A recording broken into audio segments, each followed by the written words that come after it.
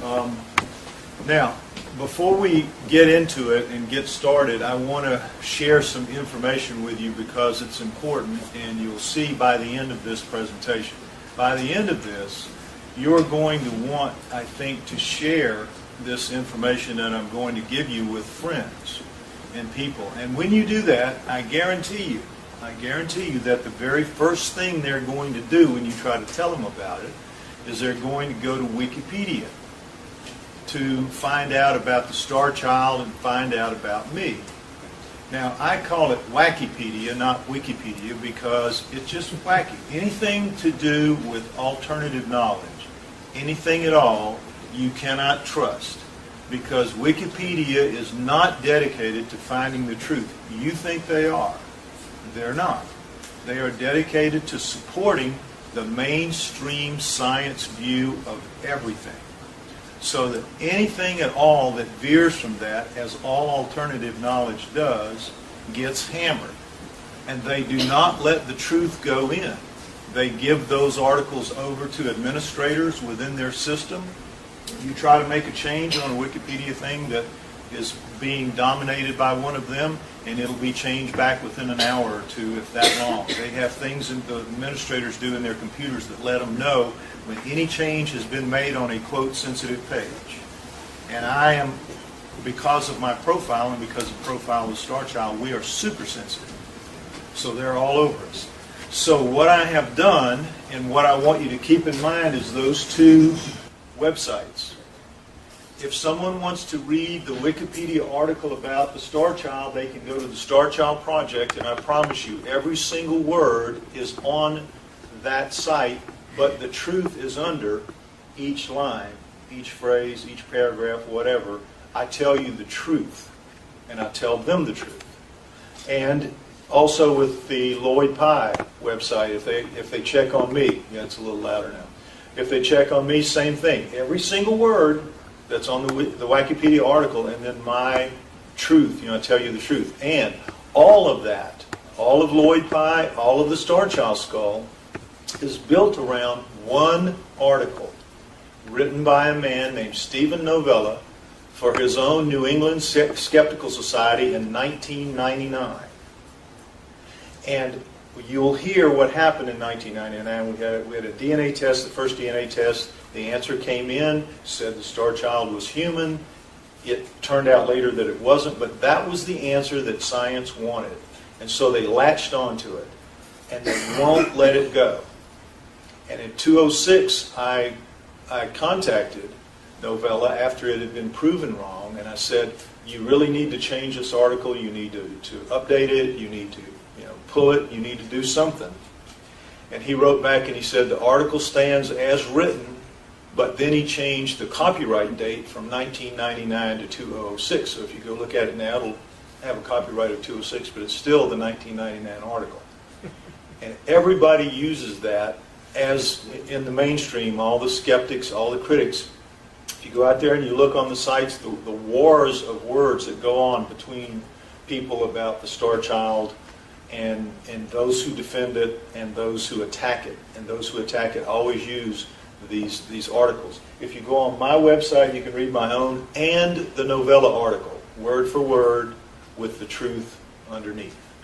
So if you want to know the truth, if you want your friends to know the truth, that's the way to do it. Otherwise, they're going to come back at you and just say, what did you tell me about that for? Because it's a human and that's it. Okay? So with that said, let's dive into the actual presentation, which starts in Mexico in about 1930. Now, it begins here about 100 miles southwest of Chihuahua in 1930. By the way, this is where I live. I grew up in Louisiana and now live here right on the water. So I have lived through the oil spill. I've lived through Katrina and the oil spill. That's why I'm here instead of here. So anyway, I've just been very unlucky here the last few years with weather. But anyway, so 100 miles southwest of Chihuahua, near the Copper Canyon area, a young girl from Ciudad Juarez is right across the border from El Paso. That's where El Paso, Texas is. And her family had come across the border and eventually became American citizens. And she was by that time about 13, 14, 15 years old. And the family was going back to the village for the first time since, because there would be no problem moving across the border and all that with her and her siblings. So when they got there, the kids were all told, do not go into the mine tunnels and caves in this area because it's high desert. If you know northern Arizona, Grand Canyon, if you've never been there, you've seen pictures of it. It's dry scrubland. So naturally you tell a teenager what not to do, and she started scheming immediately to do it. So she got a large basket and told them she was going to go out picking berries or looking for fruit and things, and she just hauled it as far as she could get away from the village to do some exploring on her own, and she found a mine tunnel. And she went in and she found far enough into where she could still see clearly what was going on, about 50 feet in. She saw a human skeleton lying on its back on the floor of the mine tunnel. Now, a cave, we all know the difference. A cave is all big and squirrely. A mine tunnel is, anybody can see the difference. So she saw that. She saw it laying on the ground. She got a little closer and she saw that there was a mound of dirt beside the one lying on its back. And so she thought that looked like a grave, and she got a little closer and she said she noticed a misshapen hand extending out of the dirt of what looked like a grave. And sure enough, clearly something was in there. And that misshapen hand, she noticed, was wrapped around the upper arm bone of the skeleton lying on its back on the floor of the mine tunnel. So when she got a little closer, she realized that the dirt was, still clumped and loose. If it's in a mine tunnel, there's no raining to compact it or anything like that. She thought, I could probably scrape it out. And she did. She scraped it out with her hands very easily. And she exposed another skeleton, which she said had a misshapen body. That's all she said. Because she was describing this much later in life, when she had no idea that the few things she was going to say about it would then later become important after her death. So she recovered both skeletons with the idea of sneaking them back into the States and maybe donating them to her high school. Back then, they always had a skeleton on a rod in the biology department. I don't know, some of y'all are too young for that. But so she thought, there'd be some degree of coolness to that. So she gathered all of the bones into the basket, but without a plan for how to do this, how to sneak them in. So rather than just waltz into the village with them, she found a ravine with a tree overhanging it, the roots had been washed away and opened up, so it made like a shelf, a nice perfect shelf with some roots. She tucked all the bones up under there. Brilliant idea, not wonderful hiding place. Except that night, torrential rain came, and for the next 2 days, it rained really hard. When she could get there a day or so after that, they were all washed away. The water had risen, as it does. That's what makes those ravines. That's what washed the land from underneath the roots of the tree, and they were gone. So she walked downstream, and she found in a bush the two skulls, and the misshapen one had its lower face knocked off except for a piece of maxilla that was detached but there, and it lost its cheekbones and in front of its face, as you see, and the human had lost one of its cheekbones in the tumble to get to that point. So she was happy to have the skulls. So she took them back to El Paso. Easy to sneak two skulls in. So they became souvenirs to her. She assumed it was just a deformed human head. But they were her souvenirs, and they were cool, and she liked them. And she shellacked them, put them in a cardboard box, kept them her whole life. Early 90s, she's dying. She decides, like you would with a pet, she wants to find a home for them. Her husband doesn't like them. So she asks friends, and through a series of friends, they end up with Ray and Melanie Young, who I heard their name anyway, so I know he mentioned those. A couple in El Paso, Texas. Now, the reason they offered them to Melanie was because she had been a neonatal nurse for like 15 years, so she was very familiar with human deformity.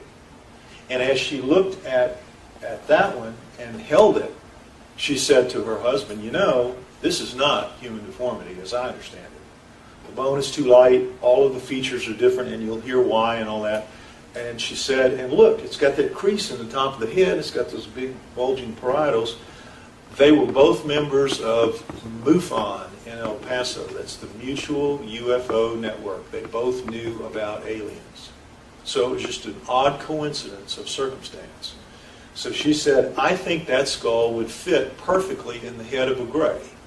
Because you all know gray aliens, I'm sure the prototypical look of that is what's called a heart-shaped face. They have a crease here, they have a bulge here, and they have a very narrow lower face, heart-shaped. And she said it has all of that. I think it could be the skull of a gray alien. And so Ray said, yeah, it could be. How do we do that? So they put the word out through MUFON, who in the field of alternative knowledge in this country knows about skulls. And my name came up because at that point, the book that I had written was called Everything You Know Is Wrong, and I hope you mentioned something about that. And it was about human origins and hominoids and things like that. And in talking about the hominoids, I talked a lot about skulls. So that was how they called me in. I took a look at it. I said, well, it's probably a deformity, almost certainly a deformity. I don't know what kind. I've never seen any of this before, but the odds on it being an alien, I think, are just zillion to one. And so let's go with the assumption that it's a deformity, but I'll take it out and I'll confirm what that deformity is. And I said it shouldn't take more than a few months, 6 months at max. And here I am, it'll be 12 years in February. So I was completely wrong about that time estimate. But it turned out to be a lot more complex than I thought it would be. Nonetheless, so I took it out and began the process of finding out about its physiology. And that was a long, complicated, convoluted process. Well, let's start with looking at the front view. Now, these are the real ones. These are copies. These are stereolithographic copies, what you see up here and what you will hold. They're exact copies, I mean exact, as close as science can get them, same weight, same everything. But this is the real deal here. Now, if you notice, the differences are, and I can show you here with this, a normal human eye socket, see that? It's 2 inches, 2 knuckles. And that it is time that world governments officially acknowledge. You can see that it doesn't even go quite 1. It's very much shallower. So you have a real difference there. If you look at the brow ridges, all humans, all primates have varying degrees of brow ridges. You see those, you feel your own, everybody's got them. And then every human nose comes down, no matter how big your honker, it's going to have a little dip up here between the brow ridge and the beginning of the nose. Starchild has neither of those. It has no brow ridges, as you can see. I mean, you look at it, absolutely flat, and you see that its nose has no dip at all. It goes straight down. You'll be able to see it when you come up closer. But anyway, take my word for it. A complete difference there. There are no sinuses under here, as you will see in another slide. So we're already into some really significant differences. Now this is the size of it. It's a little smaller. As you see, it's a little smaller than a normal human head. All of us in here, we would have, it's about the size of maybe his head, approximately. I put Jaden Smith up here, 12-year-old actor in The Karate Kid, Will Smith's son. That's about the size. A 5-foot adult or about average 12-year-old. Now, this is the copy with the jaw that I showed you. And you can see that if it had eyeballs like we have, they would be bulging out like frog eyes. So it would have had a problem growing up in any kind of an atmosphere where there are other children with eyes like that, and we assume it had eyes because they're absolutely perfect in their design, and if you put your fingers in, you can feel ridges and dips exactly the same in both of them, so it's not a deformity. Its genes told it to grow in all of these different ways, and that's important. The fact that its genes told it to grow different in 25 major areas, which we'll see. It make sure that it's not, we think, entirely human. Now, here's another comparison. You see this line across where the nose bones connect into the brow, and you've got that piece right there. So we line those two up, excuse me, and this is what we get, and we can see the differences already. They're very dramatic. This goes from back here at the back end of the depth of the 2-inch cone that makes up the human eye socket. It's shoved down and inward toward the nose. So if the eyes are centered like ours, they're going to be here, and it's going to have a real big upper lid if they have eyes. And if it's got eyes like ours, of course, they'll be sitting out, so the lids will have to come over. Be a pretty long throw to do that. We think it had eyes. It's got all the little points of attachment for muscles, but they couldn't really be like our eyes. But we don't know what eyes they had. There was a time when we thought, well, maybe it has kind of like bug eyes or something, where they take in a full 180 field of vision without moving. And the idea of the big black alien eyes, well, maybe that's what it is. Maybe they're all iris and they just see it all without moving. Possibility, but not sure about that. Okay, this is a profile view, and we begin to see some of the differences. Now, these are just the parts of a normal frontal bone, the parietals, the sphenoid, the temporal, and then the sutures, coronal sutures, like that. And we see that in the Starchild, and we see that the human found with it, which we know was an adult female.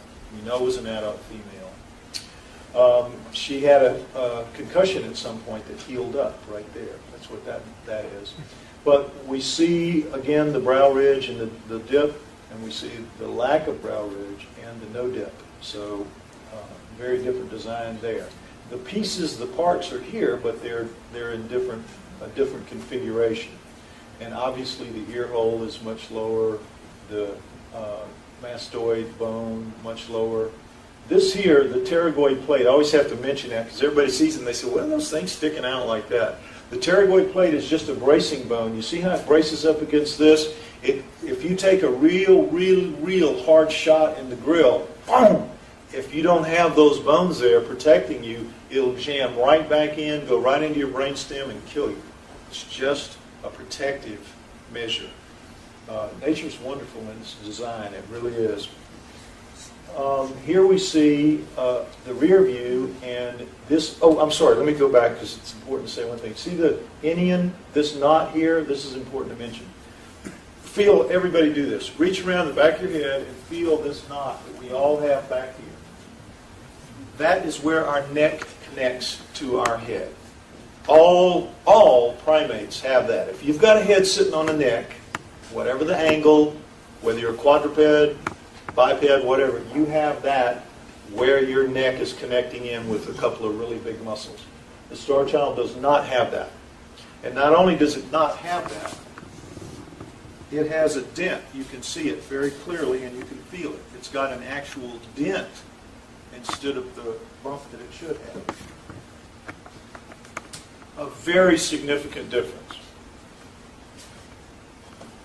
And as you see, it's missing. That's where it is, right there. Now, this is the occipital bone of a human, normal human, and this is its inion. This is the bump that you ought to have, and these are the fossa with the big muscle attachment points you see right there. Very normal, parietal, occipital. You see the Starchild's has been just like stretched upward in a completely different design, and you have this crease. You see the rounding of the crown, we all have that, but the Starchild doesn't. It has a noticeable, distinctive crease. You can't miss it. You can't miss it.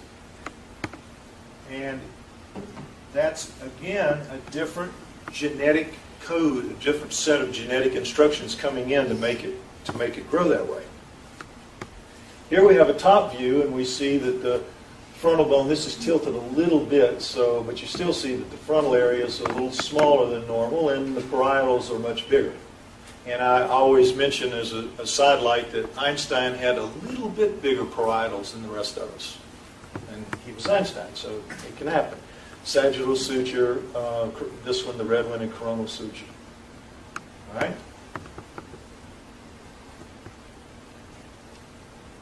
This is the underside view, as you see, and we see the missing zygomatic arch, cheekbone. And what happens here is your chewing muscles come up through your cheekbones, and they fan out against the side of your head to connect your jaw. and so you can chew and do all the things that you do. When you die and you become a skeleton, that's why both of the lower jaws are gone. It falls loose. It's not really attached to the skull. Lower jaw is not. All right, so you see that the Starchild is missing both of its zygomatic arches, and they go from these stobs here to there. Boom, boom. And they don't swing out as wide because, as you see, the throw, the angle is much less. It's much tighter, much thinner face, and that indicates again that it had a much smaller face. This part is important right here, the basilar part, because it helps tell us that this female was at least over the age of 25, and more like, because of the wear on her teeth, she was 35 to 45 when she died, according to people who know how to judge these things. We do not know how old the Starchild was when it died. We thought it was a child initially, but then later, as you will see, we found out that it wasn't. But nonetheless, this bone right here is called the basilar part, and it is the last bone in the skull to fuse. It fuses between the ages of 20 and 25. Everything else is fused but that. So that would be an indication that the Starchild died before the age of 25, or because that's not a very good fusion point, it could have been knocked out along, if enough force hit it to knock all this off, that could have gone with it. So it doesn't really imply an age, and we can't say. This is the neck this is where a normal human neck rests, through this area right here. And we see the difference in the Starchild. It's a very much compressed and ovalized to about half the size of a normal human neck. A very different neck and in a very different position, as we'll see later. This is where the connection points are, the fossa for the Starchild, because it's not up here at the Indian. The muscles connecting the neck should go up through here, as they do with the human, as you see. All this area, and you see with the Starchild is that much smaller.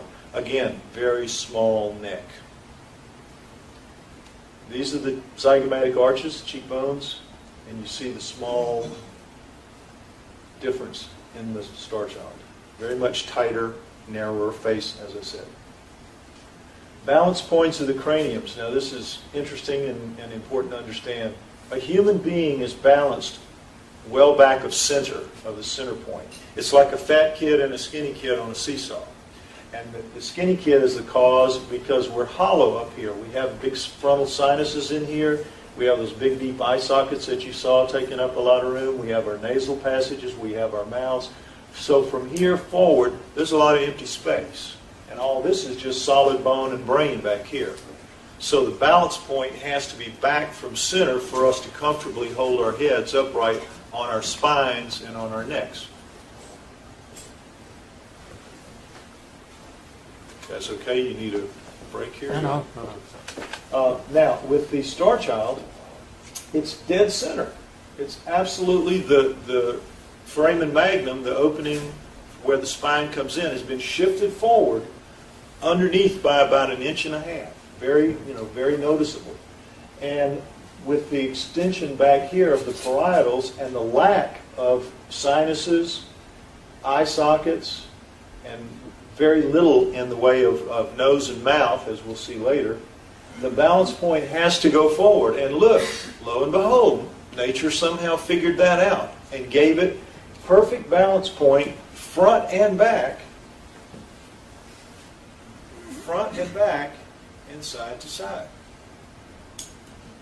Isn't that remarkable? If you're going to get a deformity, as science says this has to be, as you will see later, science answers everything we say about the Starchild by just saying it has to be a deformity because there's no such thing as aliens.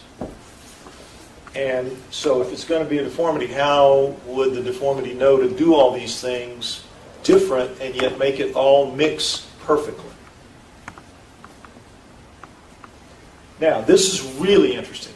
When I took it finally to a brain specialist who would talk to me, and understand, when I would take this out to specialists, it was I would get maybe 1 or 2 out of 10 that would even talk to me and tell me anything. And most of them would say, okay, well, I'll tell you what I know, but you can't use my name. Very few would let me use their names because there is an absolute restriction among mainstream science for having anything to do with certain forbidden subjects like UFOs, like aliens, like Bigfoot, like hominoids in general. Anything like that is verboten. And they have to think long and hard before they'll even talk about it, even in private, even with a guarantee that you won't reveal their name. They're still afraid to do even that much. That's how vicious are, the people that patrol mainstream science and make sure that everybody toes the line as they're supposed to. So, I'm talking to this guy, and he's very negative about the whole thing, but he's kind of willing to talk as long as I won't tell his name. He just got into it. He just started grumble, and wow, this is really weird. So this is what came out of it. He wanted to measure the craniums to see how big the brains were, right? Now, as we sit here in this room, we're all about 1,400 cubic centimeters. That's the average. 1,400 cubic centimeters. But because these were small, he said these ought to be about 1,200, about his size, about 1,200 cubic centimeters. All right? So he took the human brain and you put a bag in and you pour flaxseed in, you pour the flaxseed out and you pour it into a measuring thing and you can tell just how much. Measured it out right at 1,200. He's a brain guy. He knows what he's looking at. So he said, well, that ought to be 1,200 too. Just pour the flaxseed in, pour. It's about 1,200. Pour. Wow. Pour. Wow. Pours it out. 1,600 cubic centimeters. Now, figure it out because we haven't yet. 1,200 cubic centimeters in a brain in this head, or a head like this. 1,400 cubic centimeters in all of ours, and somehow 1,600 cubic centimeters in here. Now, it really doesn't make sense for a number of reasons, and we still don't really understand it. Obviously, the thinness of the bone. Oh, I haven't mentioned this. The bone of the Starchild is at least half as thick as normal human bone. And that it is time that world governments officially acknowledge. And so the thinness of the bone adds some. The lack of sinuses adds some. The lack of depth of eye sockets adds some. But this takes away. This adds, but it doesn't balance up. It doesn't add up to fully 1/3 more. It's a real mystery. But the biggest mystery of all was your cerebellum sits here. It sits back here, protected by this curve of bone, and it's got these edges in the inside of the skull called sulcuses. You can feel them in this. You've got to be real careful if you do this, but if you have a need to, they're in there. And so what it does is it holds the cerebellum in place because that is your software of you. It is all the things you do that are not part of thinking. It's your breathing, it's your blood running through your body, it's your urine being made, it's just all the things that your body has to do that you don't think about. It is you. It is like 80% of everything that you do, that little thing, that thing the size of my fist does it. Cerebellum, right back there. Very well protected, very well braced up. But in the Starchild, he noticed that those sulcuses are just like with the missing Indian, they're worn down to almost nothing. And because of the design of this, he said, that brain should have slid right out of the foramen magnum. The way it's designed and all that extra bulk to it carried back there. Because when you have hydrocephaly, for example, where you have great pressure in your head, that's what kills you. It's the pushing of your cerebellum out of your foramen magnum, and it kills you. So he said, that brain, that cerebellum, it's just not there, or it's made of a material that is very unlike our brains. It's much harder. Wow. That day I walked out. I had slowly been moving away from the idea that it was a deformity. When I walked out of that meeting, I knew it wasn't a deformity. You can't have that, a different kind of brain, and be a human. So, this is the chewing muscles that I mentioned to you, and you just can see the line, actually, in life, in the real one. You can just see the demarcation very easily, and same thing with the Starchild. Reduced by half. Again, a very small lower face, exactly like the aliens. Great. Exterior surfaces, this is amazing. Now, this is the exterior surface of the bone. Starchild. Needs some explanation. You've all heard the story that our bodies change out completely every 7 years. Have you not? We're new physical beings except for our brains. Our brains don't change, but every other part of us changes out within every 7 years. And the way it's done with bone is through these lacunae. Some of them are where the cells here transfer over, slide over, it's amazing, and go in to be destroyed, to be recycled. And others of these holes are where the new ones come up to replace. Right? Absolutely essential. Got to have them. Got to have them if you're going to be a primate on this planet. Well, am I? So if this is a deformity, where'd they go? What's that about? Now, talking about the bone earlier, it's half as thick or less, weighs half as much, but it's very, very different. This is human bone composition in a mass spectrometer. The spikes are carbon, oxygen, phosphorus, and calcium. And the rest of them down here, sodium, magnesium, aluminum, like that. Look at Starchild. Big spike in carbon and oxygen, lower in phosphorus, lower in calcium, which means that it has a much higher level of collagen. Where's the highest amount of collagen in your body? In your teeth. The Starchild's bone is made of tooth enamel. And as it turns out, it's much harder than normal human bone. Weighs half as much, half as thick, 2 or 3 times as hard. Big surprise. Big surprise. This is the detached piece of maxilla that I was telling you about. As you can see, there was yet another tooth here that was broken off. But nonetheless, here they were before this one was sacrificed to testing. I'll tell you about that later. And this is the roof of the mouth. It's only 1 inch. 1 inch. Really, really tiny. And guess what? Flat. Totally flat. Roof of the mouth, flat. So, did it have a tongue? Well, if it did, it was really small, like a bird tongue or something. You got to have some arch for that, for your tongue to fit. So, when we first got it, the first test we did, the first test was X-rays, obviously, the obvious and the simple one, and we saw that it had teeth in the upper part, 5 teeth. So the radiologist said, "Oh, well, you got teeth down, you got teeth up. It's got to be a child, about 5 or 6."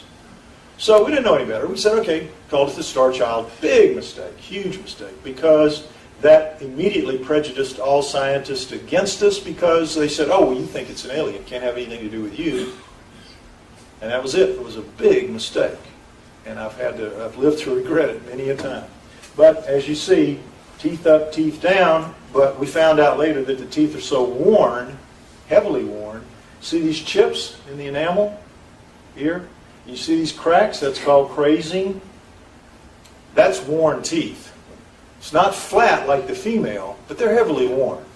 It's hard to imagine a 5 or 6-year-old with a face that small generating enough torque, even if it's eating sand every day to do this. But, grinding corn on stone mortars with stone mortar and pestle, that's going to put grit in the food. But when the experts said, no, that's adult level wear and tear to get it up to that. But also, too, when they did pull the tooth out to test it, this was it. And I remember them saying, "Boy, man, that thing was hard to pull out. That was hard." I mean, it just flew over my head because it didn't mean anything to me. I didn't know what it meant.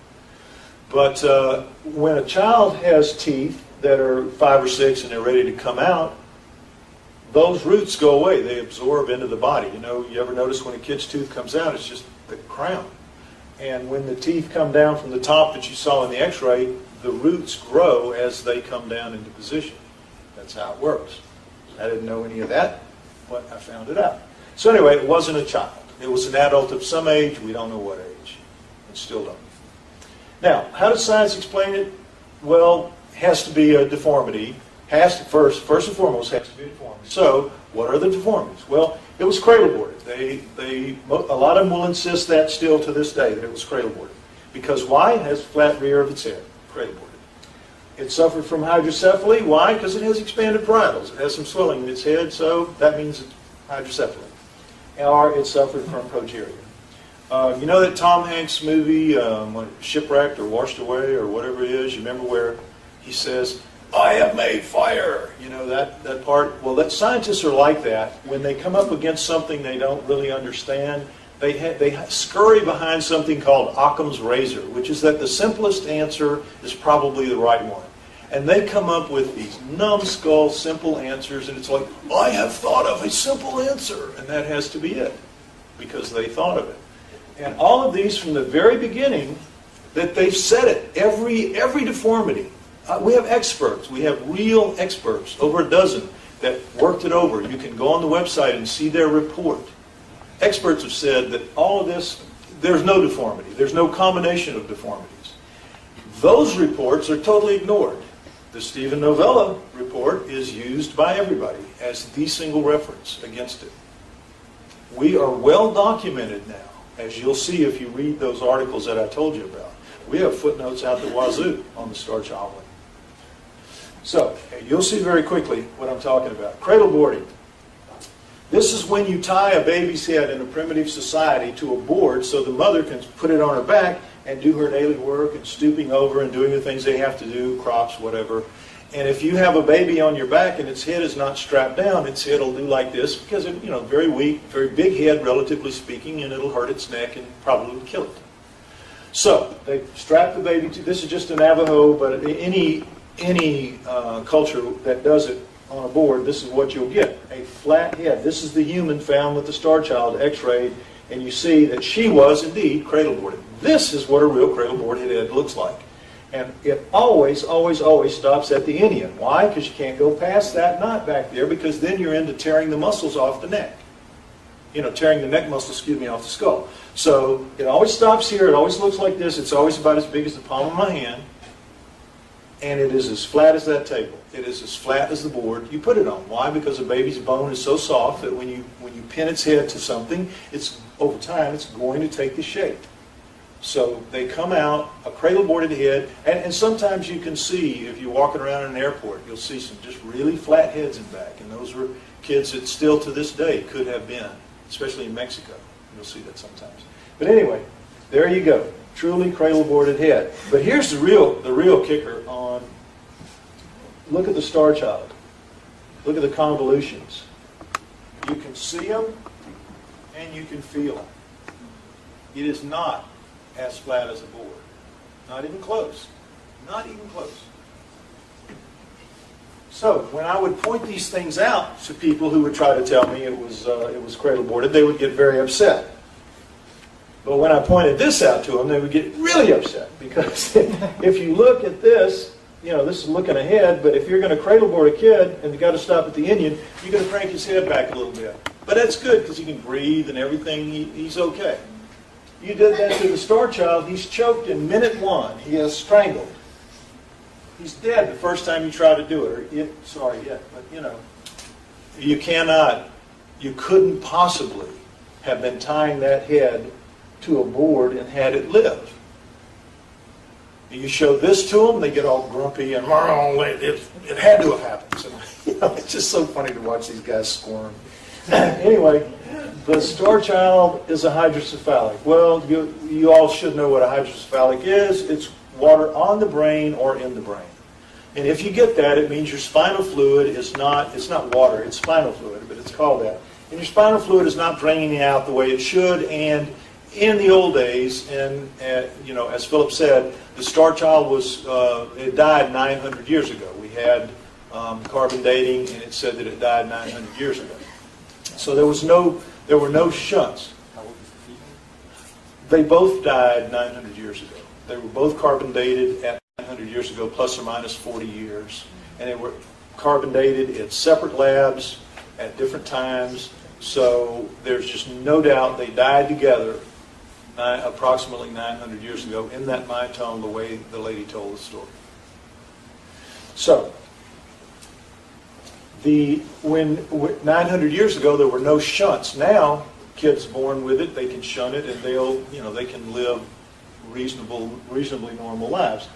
But what it is it's like blowing air up in a balloon. Really, it's uniform. The pressure is uniform. There's no pointing the pressure in any particular direction. So you're not going to get a crease. A moron can see this. I mean, a moron can see this. You're not going to get a crease, and you're going to get splits in the sutures from the pressure. And there are no splits in any of the sutures of the Starchild. Now, experts know this. They know this, and they'll still sit there and argue with me about it because they have to come up with something. And so they'll just rally in behind some stupid idea like this, and they just will not give it up, no matter what. All right, now, here's another point of interest. You see these veins, that's the brain pressing into the bone of the skull. Clearly no water, no fluid on this brain, and you see the Starchild has the same thing. Could have been fluid in the brain, obviously, but not on the brain. And that's the more common one. Okay, so progeria. Now, this is the latest fad among the skeptics and the experts. This is the one you'll read on Wikipedia. I've hammered them so hard on the cradle boarding and hydrocephaly. They've rallied behind this because it's so exotic and so weird. You've probably heard of it. When a kid is born with this, male or female, they in the womb they start aging rapidly, and they'll generally die before the age of 10 or 12, like that, because they're aging at a very accelerated rate. So, but still they're human beings. They have human eyes and human eye sockets. They have brow ridges. They have noses. They have ears. They have a neck, a normally placed neck, but a much smaller face.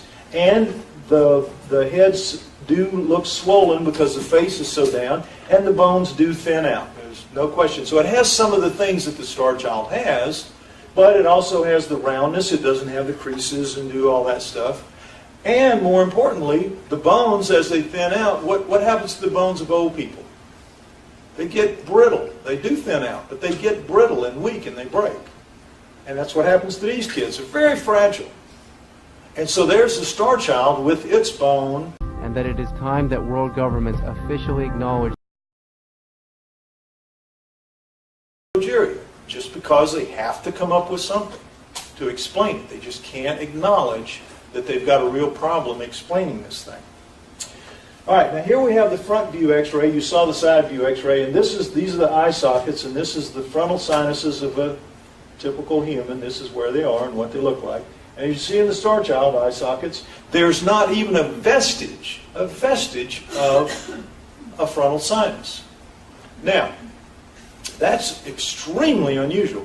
What do you think your sinuses are for? You think they're for something to do with cleaning the air that you breathe, or in some way protecting you from bacteria or germs or something like that? Not true. Not true at all.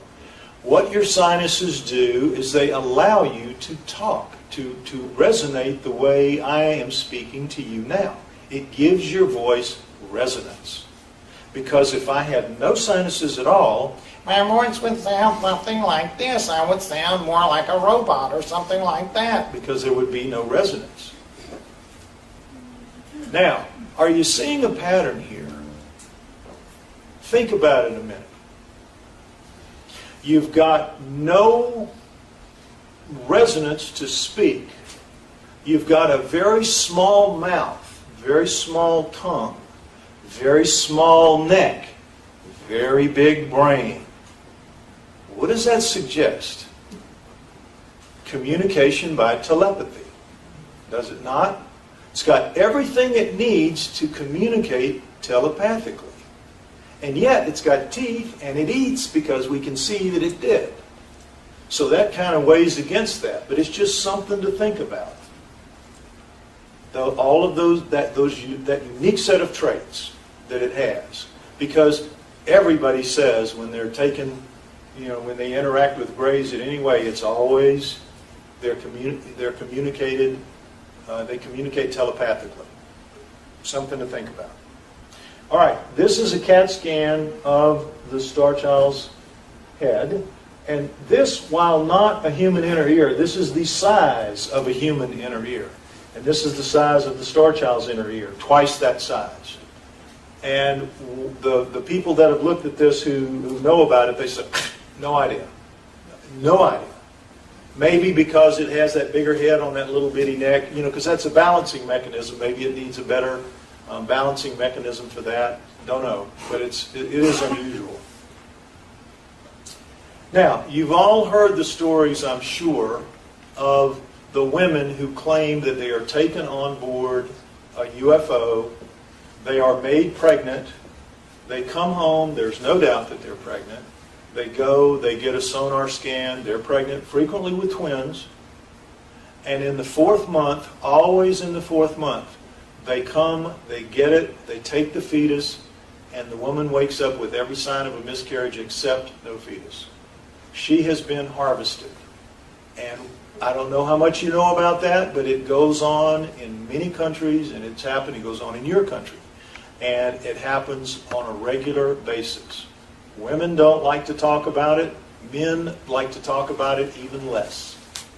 But it happens to men as well, because they take sperm from men. They take eggs from women. They make them pregnant. So, a woman named Josie Galante, in Taos, New Mexico, this happened to her in 1990. She was harvested in 1990.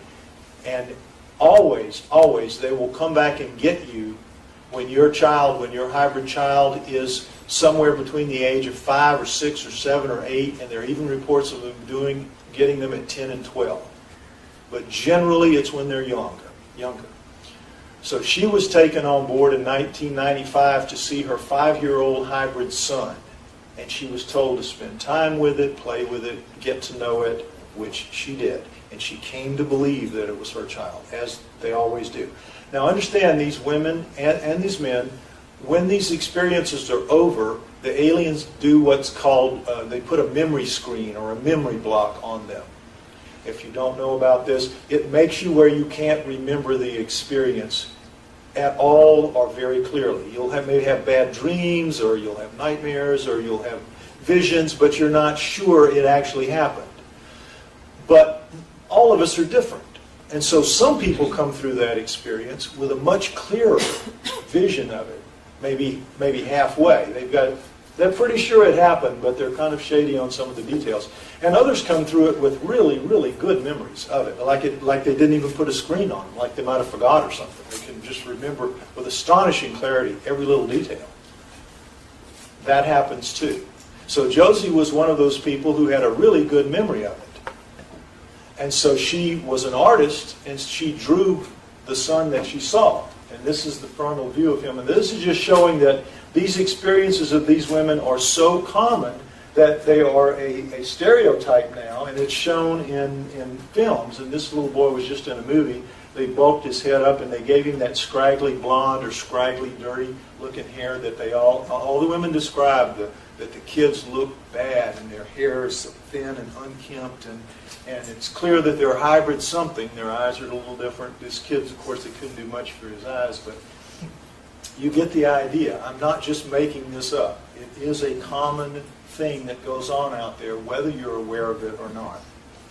Now, this is putting the profile shot, putting the skull up against it. Now, it's pretty remarkable that she did this in 95, and the Starchild didn't come out to public view till 99. Now, the ear is a little higher than it should be, so there's a couple things wrong with it. She's got a brow ridge and nose and all, but still, she got the neck pretty much right, and it just, has a good look to it.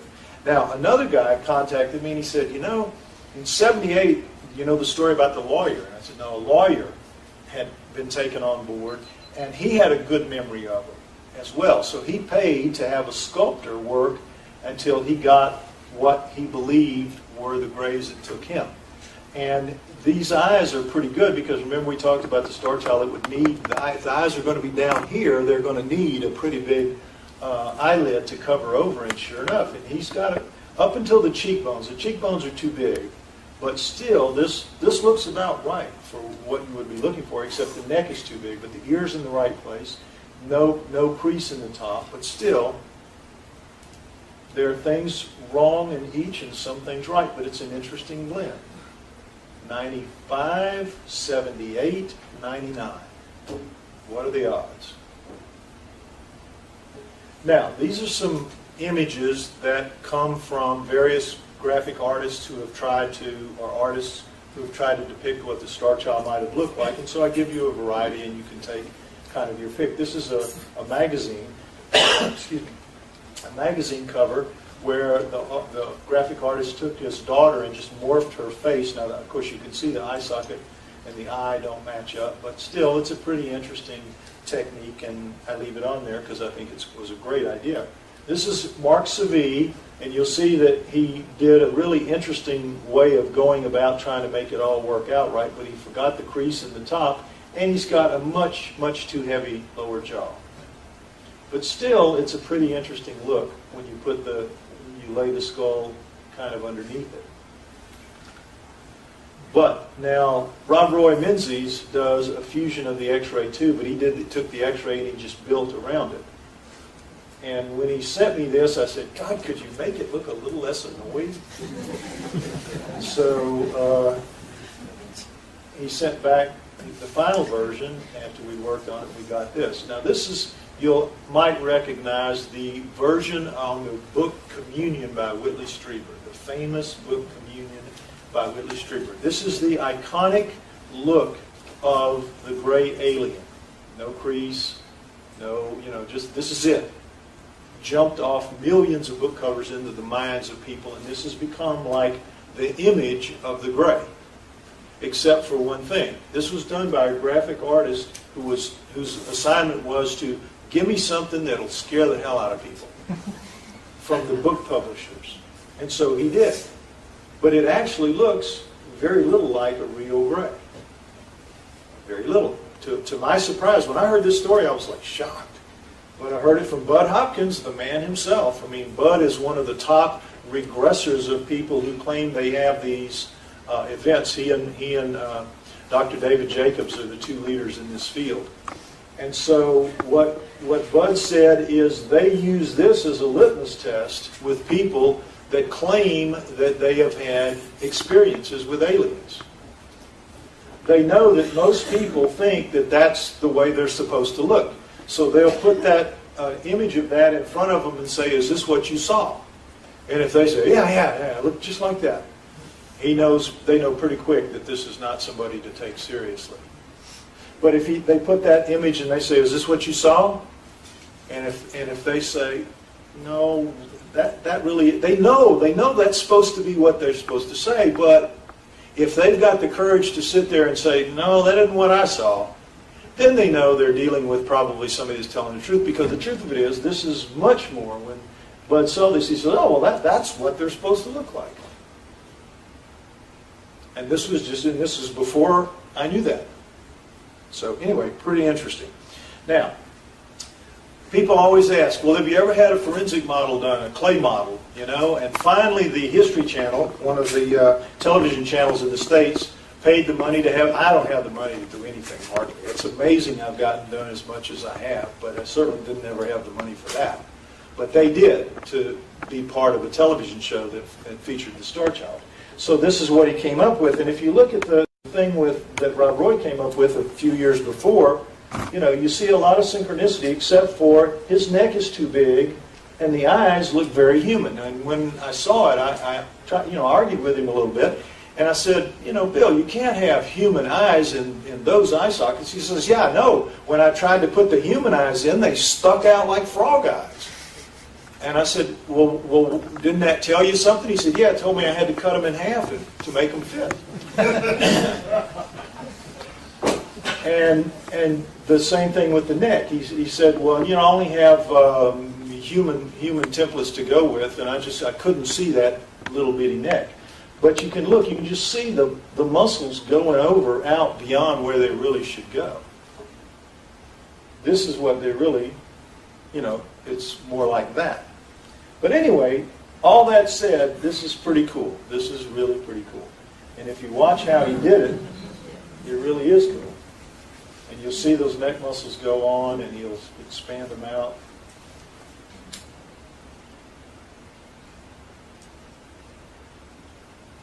Yeah, pretty cool. Now, look around beside you. If you see anybody sleeping, wake them up, because I'm going to do it again, because it's really cool. Now, one of the things that people always talk about and people always ask me is, you know, it looks so, you know, human enough. Is it possible, would it be possible for humans, for aliens to walk among us and not be seen, not be noticed?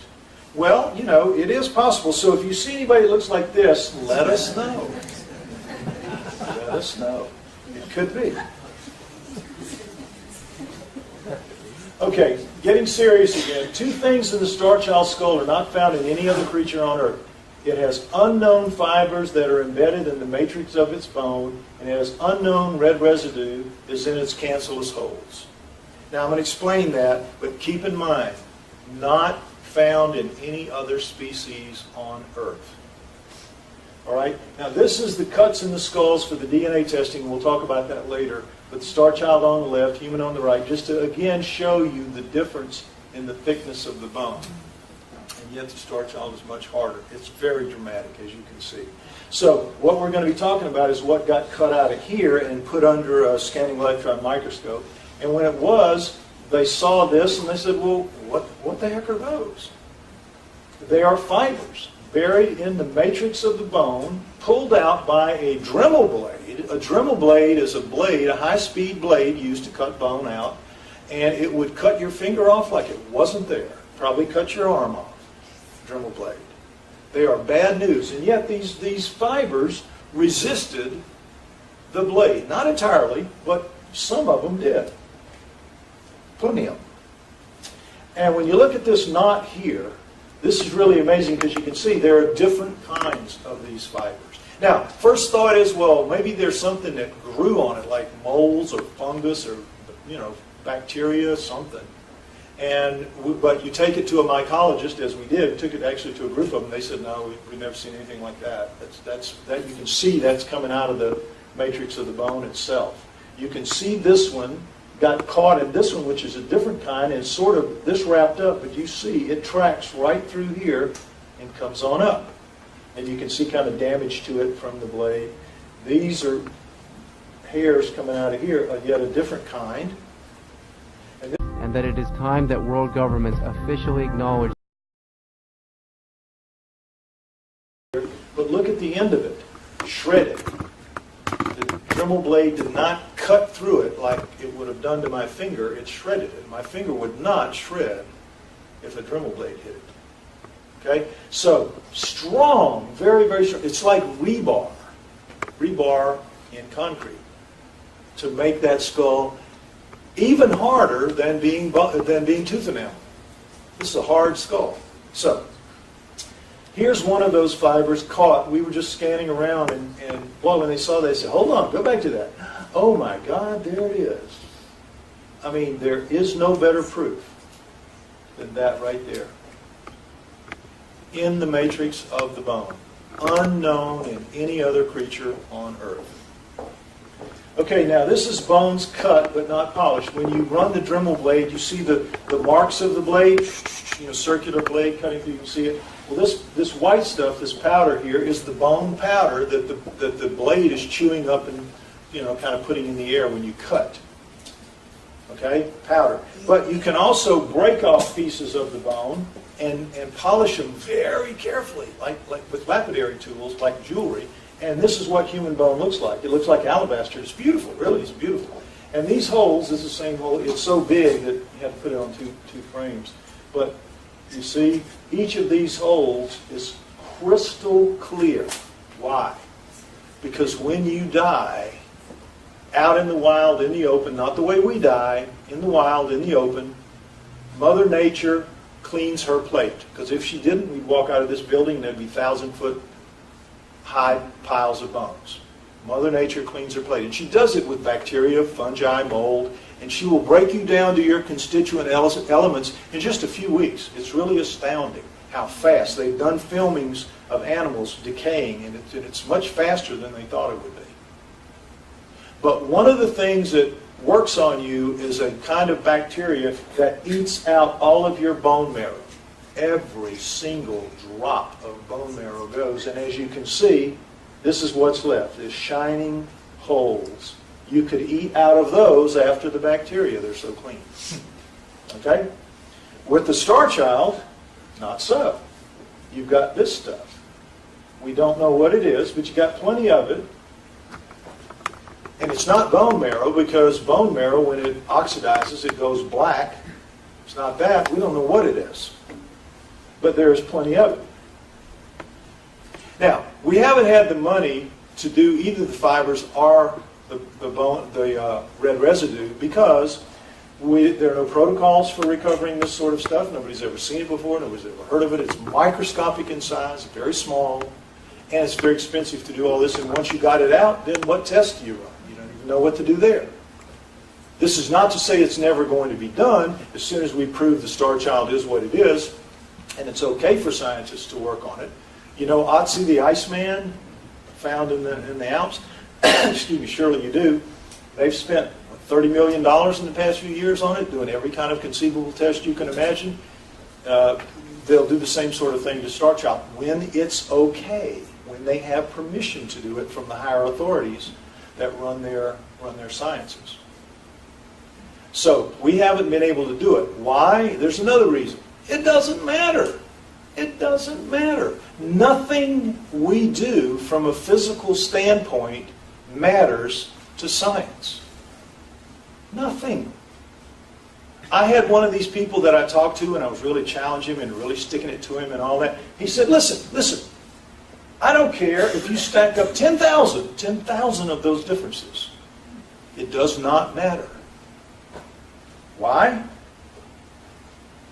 None of the Starchild's physical differences means anything to mainstream scientists. They explain them all the way with this line, which he said, nature can do anything. I have the perfect answer against you, which is nature can do anything. It can produce any combination you can throw at me. I can rally it right back at you saying nature can do anything. The only thing nature can't do is fool around with DNA. Only DNA impresses mainstream scientists because DNA is the math of biology. It's their tool. It's their favorite weapon. So what that means is we get to run them through with their own sword. Isn't that cool? Run them through with their own sword. Like 2 + 2 = 4. DNA says what it says every time with undeniable precision. If we make our case with DNA analysis, we will win, and we can make our case with DNA. We know that now. It's been a long, hard slog that I'm going to tell you about, but we can do it. All right, here's how it works. You have to start paying attention now. Put the thinking cap on for those of you who don't understand this. I'm going to make it clear. I'll go slow. Everything about the Starchild comes down to its DNA. All of the cells in our body, except the sex cells, blood cells, forget about that, 99.99%, the cells in our body have the same thing. A nucleus with all of our chromosomal package that we receive from our mothers and our fathers. 23 chromosomes from mom, 23 chromosomes for dad, make a combination of 46 chromosomes. You with me? The chromosomes are made up of genes, about approximately 30,000 genes. They argue between 20 and 30,000. 30,000 is the high side, 20,000 is the low side, 25,000 is an average. Okay? Still not exactly sure. The genes are made up of the coiled strands of DNA. The coiled strands of DNA are made up of the nucleotides, A, T, C, G, to make these things, which are base pairs. Now, we'll see base pairs in a little more detail, so you have to understand base pairs. Base pairs are rated in genes. Thymine, adenine, guanine, cytosine. There are four nucleotides that make up everything that lives on this planet and probably on all other planets. Life is very probably ubiquitous, and it's based on these four nucleotides, which always combine with each other, these two together, to make what are called base pairs.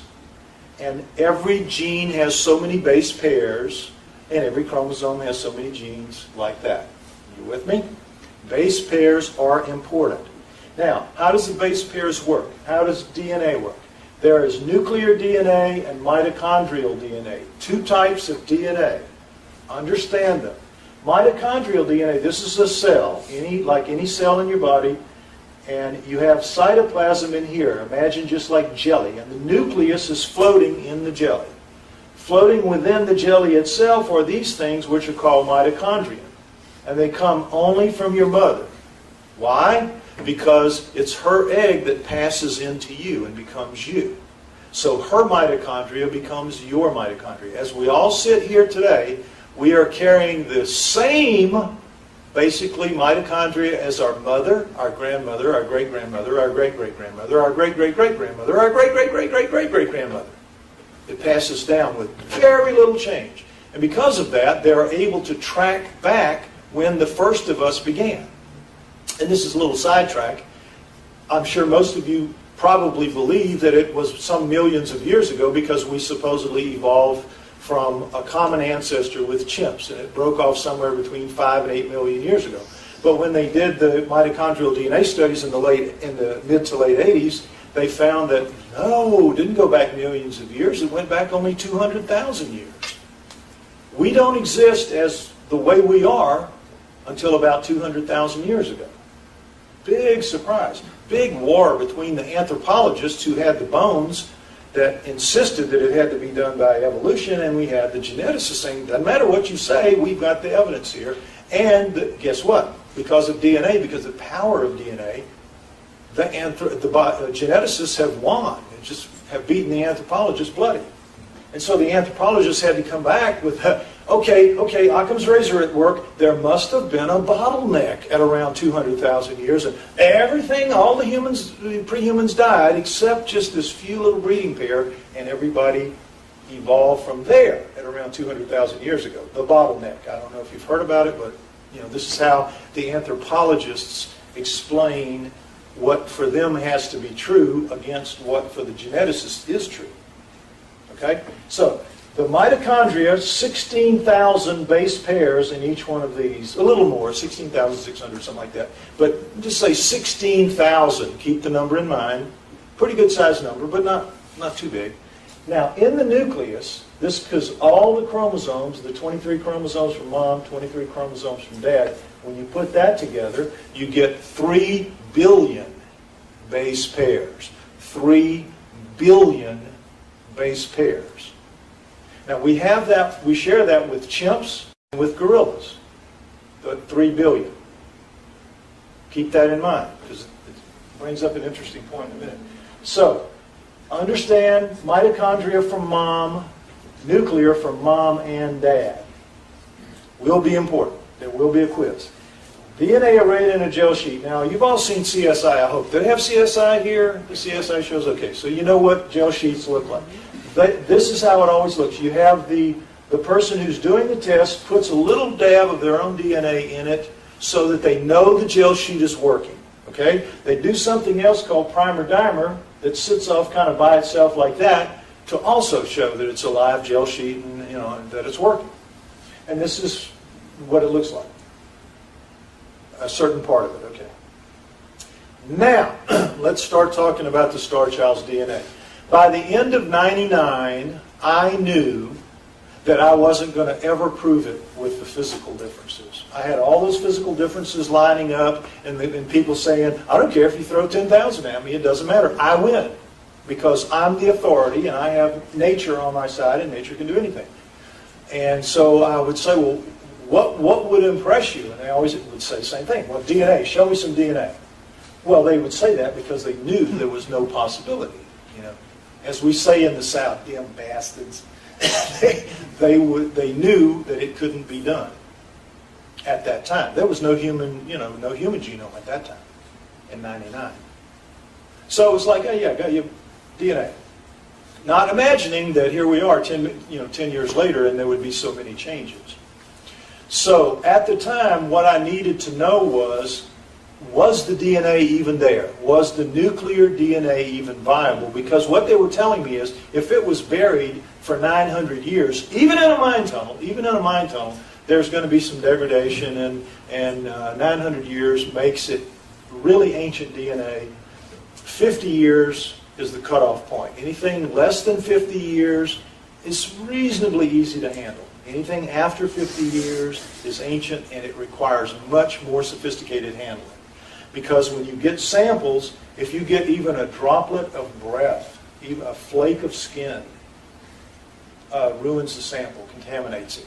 You have to treat it with much greater care, because there is degradation in it, and you have to preserve what is there. So, there were 6 labs in the world in 1999 that could recover ancient DNA.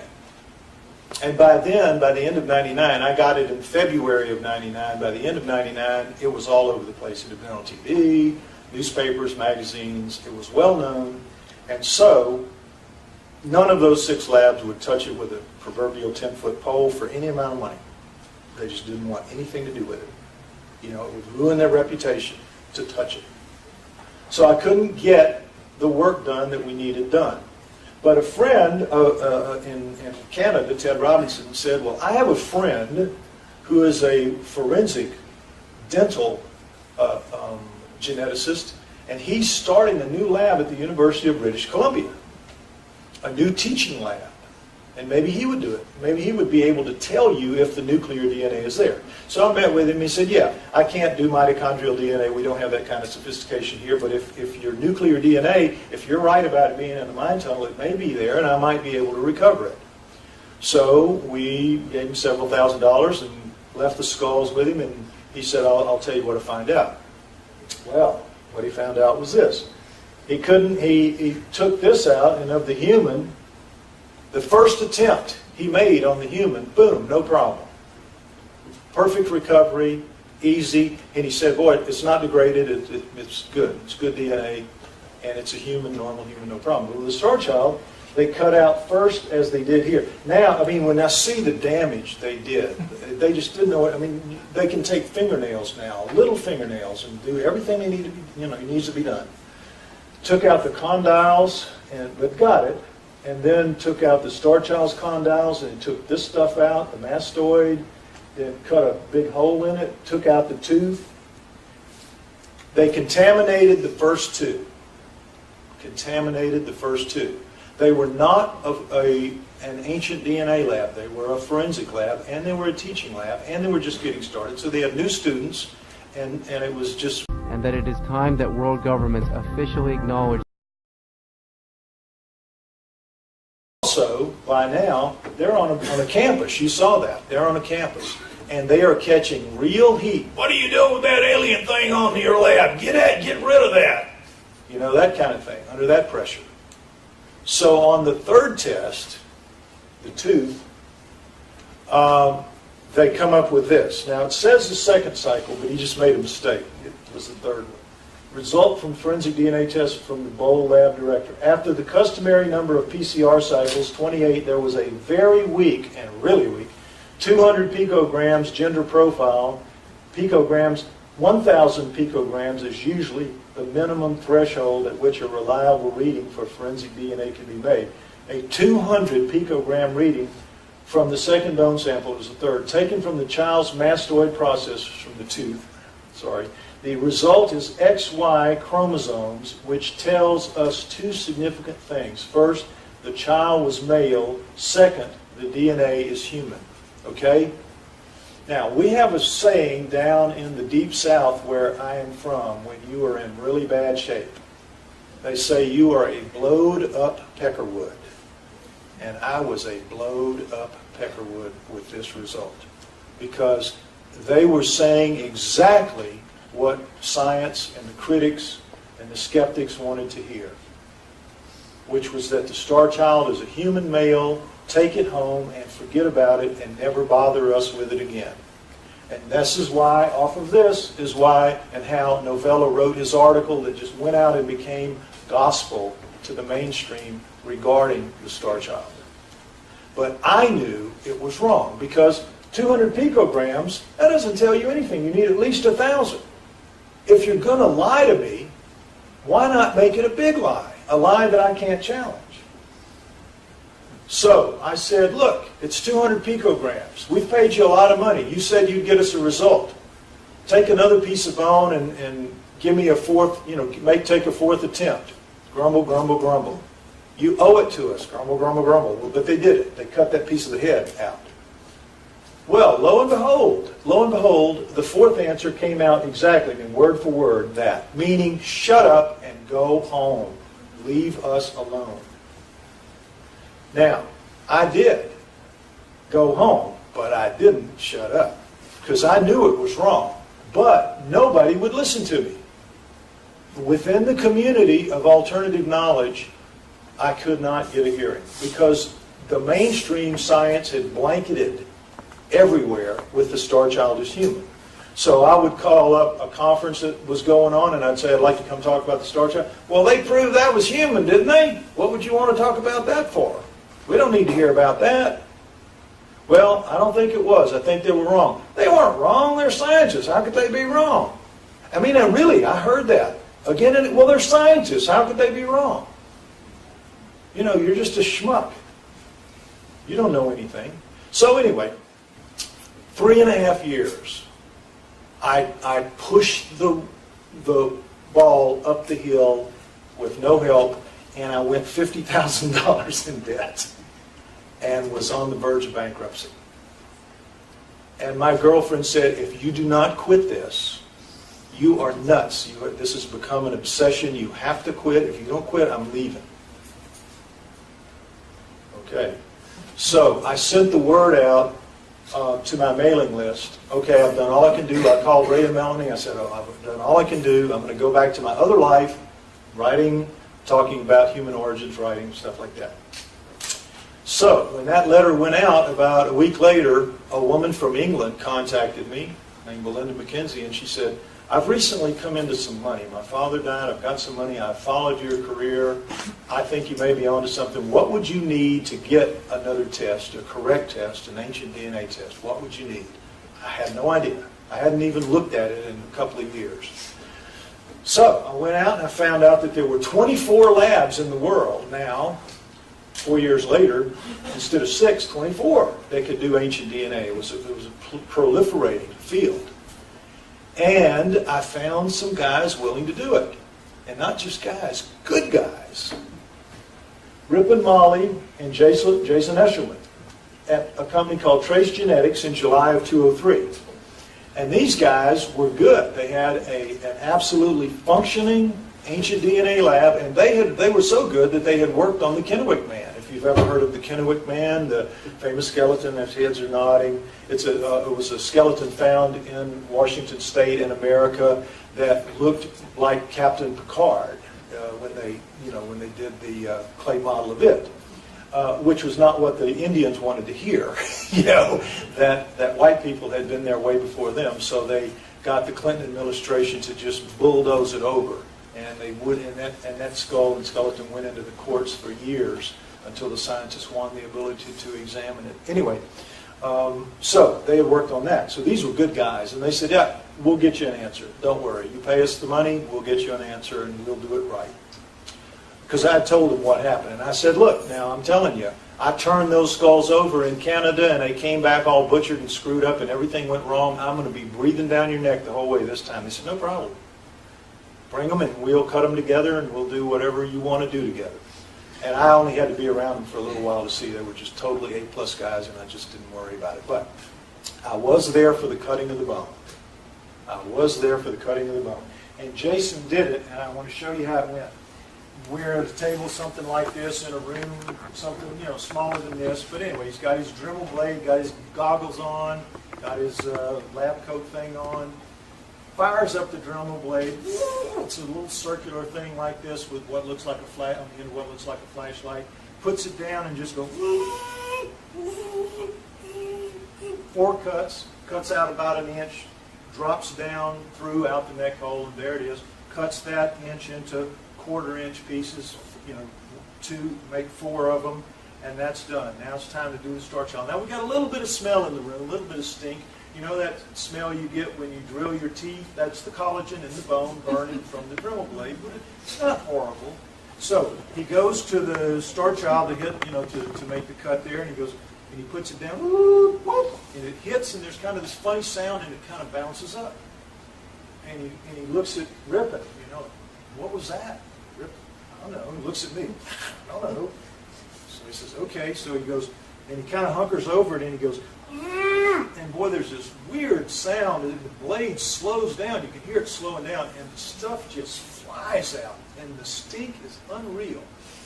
And he has to go, really struggle to holding it with the other hand to do, because it's shaking it so, he's having to push so hard. But he finally gets the cut, and it drops out. And the room is filled with this bone powder and stink, horrible stink. We're running for the windows and the doors. It's unreal. And they just said, look, we've never seen anything like this. You have to get this bone analyzed. This is not right. So they cut that into 4 and gave me a piece of it. They said, do something with this. We're going to do the DNA thing, but you need to, and that's why I took it to England and started getting those scanning electron microscope and the other stuff that you saw when we found the fibers and the residue and all that. So, meanwhile, they start what they're doing. What you do when you're going to get DNA, you're going to reduce bone down to its constituent DNA, to do what you do with it. You put it in a test tube with a fluid called EDTA. And you put that test tube in what's called a rocker arm, which is a machine that just does this. Rock, rock, rock, rock, rock. Rocker arm. Okay? And in 1 week, human bone is dissolved down to liquid, and you've got the DNA. It looks like a little cloud of stuff in there, and that's it. And they get that out, and they go to work on it. Simple. Human bone, no problem. EDTA, 1 week, done. Starchild, 1 week, not even changed in the slightest. 2 weeks, not in the slightest. A month, not in the slightest. 2 months, they just let it run, really. They quit after 3 months, not in the slightest. They took one of the other bones after a couple of weeks, and they realized that the EDTA wasn't going to do it, and they let me know, and they said, okay, we got something here that dissolves stone. Stone. It's called Tween 20, and that'll do anything.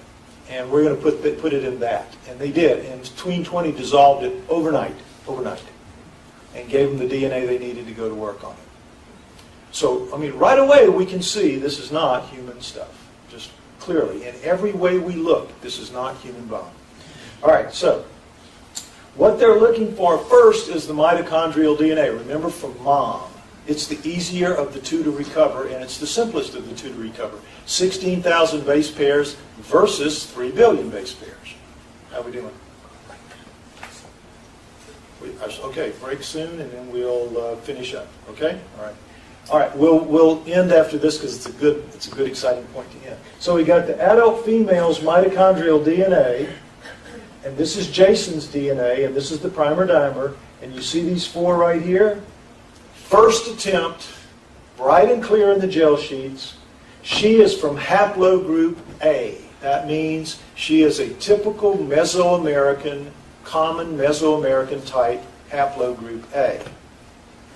So when they did the Starchild's mitochondrial DNA, same result. Jason's DNA, piece of primer dimer, these two and these two, you see they're in a different position. So what does that mean? Haplogroup C. Haplogroup C, another typical Mesoamerican type. So what does it mean? The Starchild's mother is a human.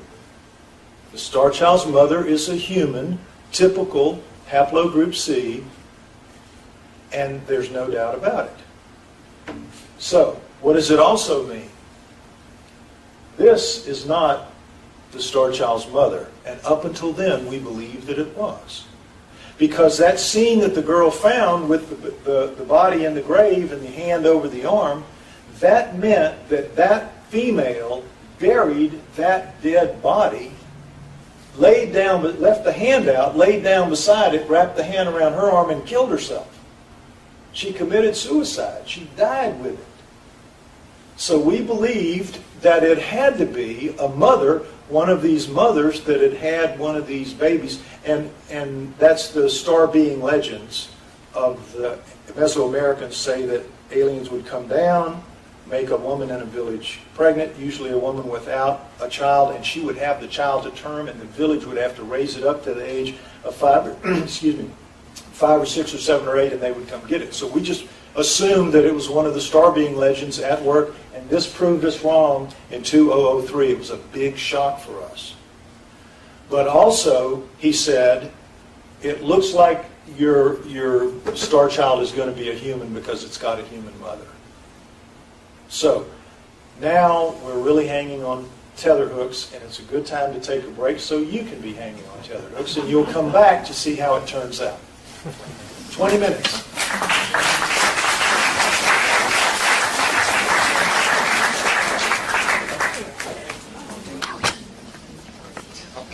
Okay, I'm going to briefly recap where we were. So Jason and Rippon got the DNA, and they attempted to do the mitochondrial DNA of the human, mitochondrial DNA of the human, and they found that it's from haplogroup A, haplogroup C, not mother and child. And also, very easy recovery, first time, both, which said that their DNA was very fresh, not really heavily degraded, going to be an easy recovery, no matter what, of the nuclear DNA, which is the important part, the big part, the 3 billion base pairs. So, this is the human's, female's nuclear DNA. Again, that's Jason's, and this is hers. And you see, nice and bright and clear in the gel sheet, first attempt, nuclear DNA.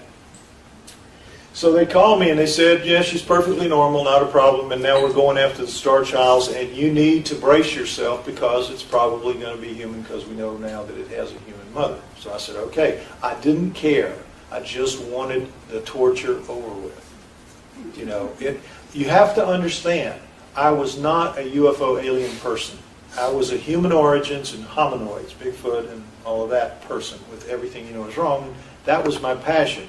This became a job, and then it became a responsibility that I had to see through to the end, whatever that end was, but the end couldn't come soon enough. And it still can't. To this day, I'm sitting here talking to you. It can't come soon enough.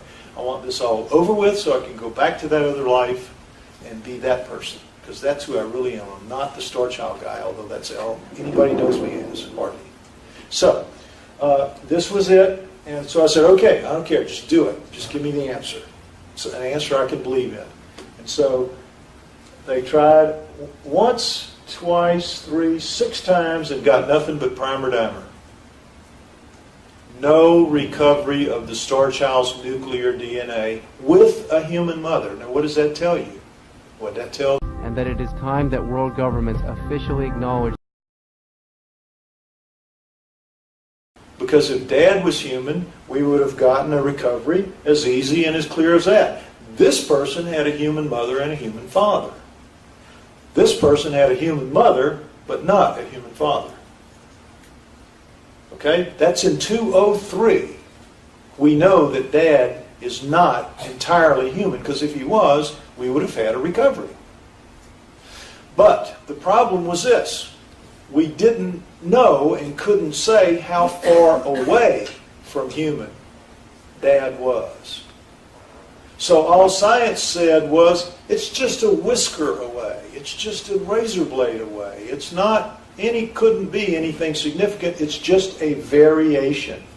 All you can say, all you can legitimately say about these 6 tests is that the Starchild's nuclear DNA could not be recovered. That's all you can say. It could not be recovered. There must have been some kind of exotic, bizarre degradation that allowed for an easy recovery of the mitochondrial DNA and an easy recovery of the mitochondrial and nuclear DNA of the skull found with it. But there must have been some kind of exotic, bizarre degradation for this to happen. And so we were just stuck, hamstrung again. So I said, well, to Jason and Rick, well, what can we do? What can we say? What can we do here? And they said, well, we know that there are attempts to create a system for recovering DNA that's going to bypass primers. Now, what are primers? Primers are what all of this that you've seen here were used to recover the DNA. What are primers? They're strings, man-made strings of base pairs, a few thousand base pairs long. Imagine them like biological keys searching out biological locks. Human-only primers designed to recover human DNA. And there were only a couple of dozen of them. That's all you needed. All you needed. So those biological locks, chemical locks, keys would go in looking for the locks, find them, lock up, go out, and go through the gel sheet, and there you have it. You'd have your answer. So with the Starchild, it was clear that the primer system wasn't going to work. It didn't work here 6 times, so what were they able to say in their report? It is impossible to recover this nuclear DNA with the technology of the day, which is 203, which means that the report of the Bowl lab in 1999 is absolutely and conclusively proved wrong. And so this is what I tried to tell Novella, and this is what he says, don't even bother me with the facts. Don't even bother me with the facts. That's not what I want to believe, and that's not what I want my friends to believe. Okay, so Jason and Ripon said if you'll wait 3 to 5 years, there will be a breakthrough because they're working on a machine that will recover DNA base pair by base pair. Just base pairs, one by one. And sure enough, they were right. 3 years later, 454 July 2006, 454 Life Science Technologies sequences genomes this way. Glory, hallelujah, we now have what we need. We can now for sure sequence the Starchild's genome, its entire genome, no matter how bizarre it is, base pair by base pair, we can recover it. We can find out what it is. The problem is, this technology is incredibly expensive.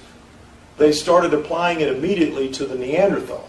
They've been working on that for 4 years now to the tune of $15 million or something like that. Or more, could be pushing toward 20. It was 15 last I heard.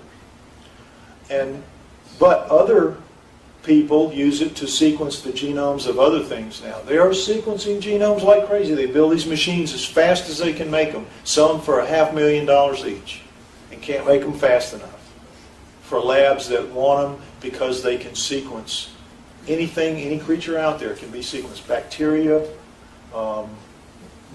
viruses, anything. Anything. And they do. And they have. Over the past 5 years, what has it been? 6 years? 4 years, sorry, 4 years. They have sequenced, science has sequenced thousands of species around the world. These labs, this equipment is done all over the world. And there's new equipment now, a variation of this called Illumina. It's just an exploding field, the recovering of genomes, because it tells you everything. I mean, absolutely everything. It's great technology. Great technology. But we couldn't afford it. We just couldn't afford it. And when I would try to talk people into paying for it, they would say, but can you guarantee that there will be a recovery? If I give you this couple $100,000 to get it done, as the price went steadily down, if I give you a couple $100,000, can you do it? And I would say, yeah, I'm sure we can. I'm sure, but there wasn't any proof because the test, all they had to do was go on the Wikipedia or whatever and read, and it was enough to put doubt, and I couldn't convince anybody. And now it's even worse. But early this year, a geneticist contacted me, a top geneticist in the U.S. working for a big lab. The head of the lab said that a friend of his wife told her about me and the Starchild, and the wife read the books, the e-book and the book, and went through the website and convinced herself that I was legitimate, and then started working on her husband. And he thought, of course, that I was just a crank of some kind, until the wife pestered him enough to read the e-book, and then he read the book, and then he went through the website. Then he contacted me and he said, I've read everything I can get my hands on about you, and I've watched the videos and everything. I believe you're onto something. I believe you're legitimate.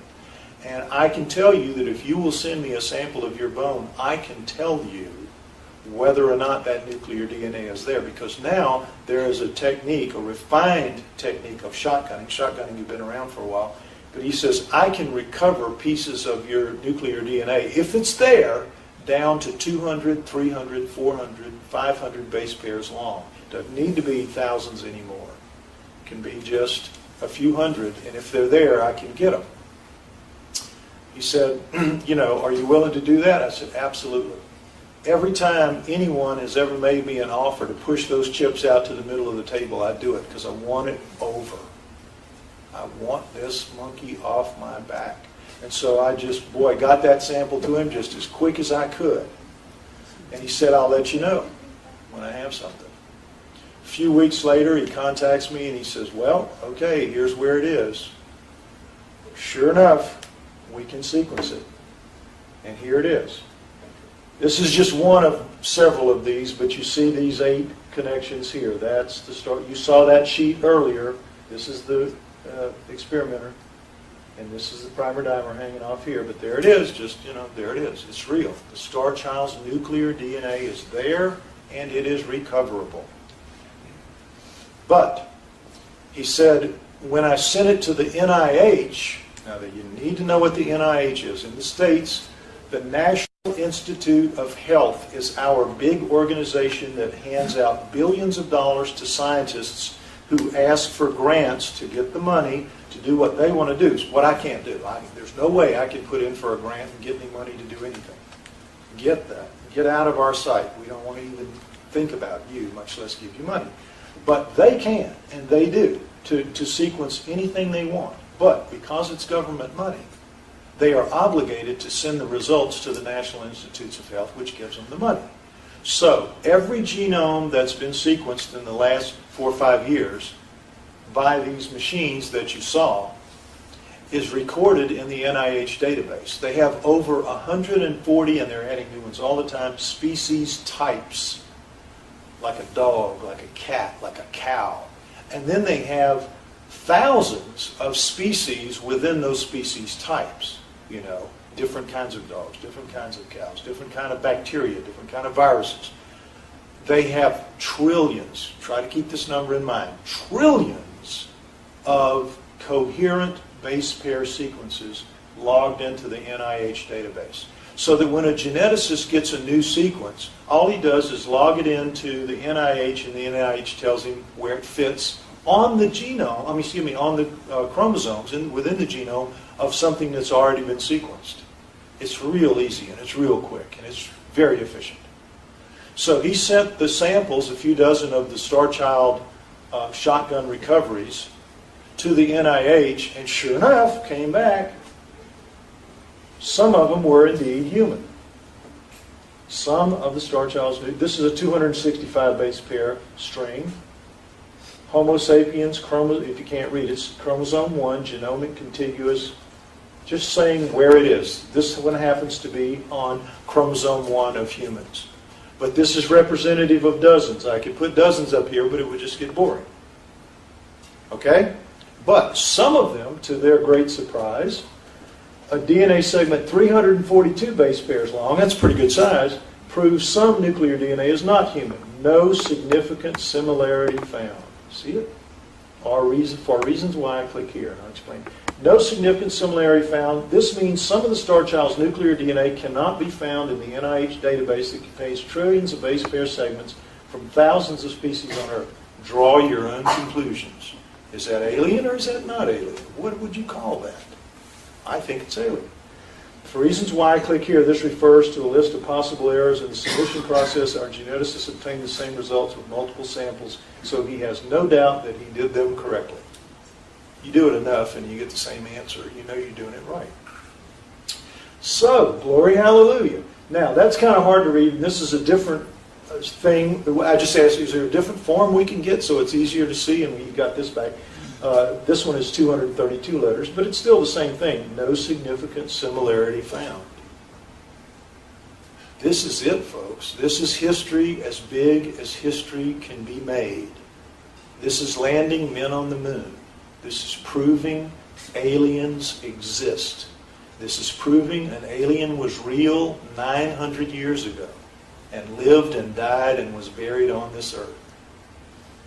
So you are the fourth audience that I've been out to tell this to. Fourth. So it isn't that widely known. It's on the website and all that, but it's spreading out. But you're early into the game here as far as this goes. And I hope you appreciate that. It's really cool that you're here and you're getting to find out about this.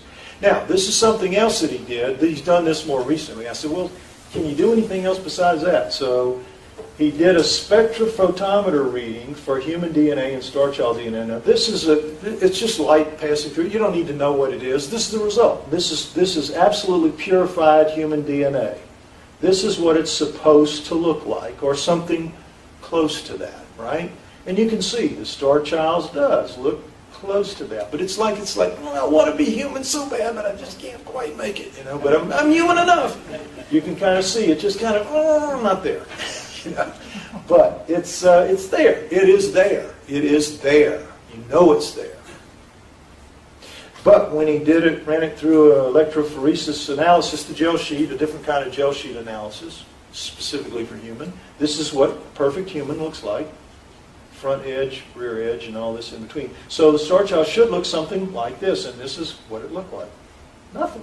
He was very surprised. I mean, very surprised. I don't know what that means. It just means that more of it is different than we thought. Now, let's understand what he's done here. He's recovered in the range of about 30,000 when you add together all the hundreds and the couple thousands that he's had. About 30,000 of the base pairs have been recovered of the 3 billion that we need. Now, imagine, if you would, that this is like the 3 billion is like a loaf of bread. A loaf of bread. He's cut off a very thin slice off the end. From what we need, what he has is a very thin slice. And he said, you give me 15 years, I can do the whole loaf of bread doing it by shotgun. But it's stupid because those machines are out there. We just have to pay for them. But he said, I can shotgun it for 15 years and I can get it. But we obviously want to do it with a machine. But he says that thin slice is enough to know what the loaf of bread is. You can smell it, you can feel it, you can taste it, you can see it. And you know what you have. And it's not a human loaf of bread. It's not a chimp loaf of bread. It's not a gorilla loaf of bread. It's not a Neanderthal loaf of bread. It is different. And we can prove it. That's what this is all about. So, where are we now? Trying to figure out how it happened. How did it happen? Can humans and aliens procreate? All right? Can they get together and make a baby? Well, yes, if the difference between the two of their genomes falls within 3%. And that it is time that world governments officially acknowledge genomes are 97 to 98% the same. You get arguments. Some people say it's 2% different. Some people say it's 3% different.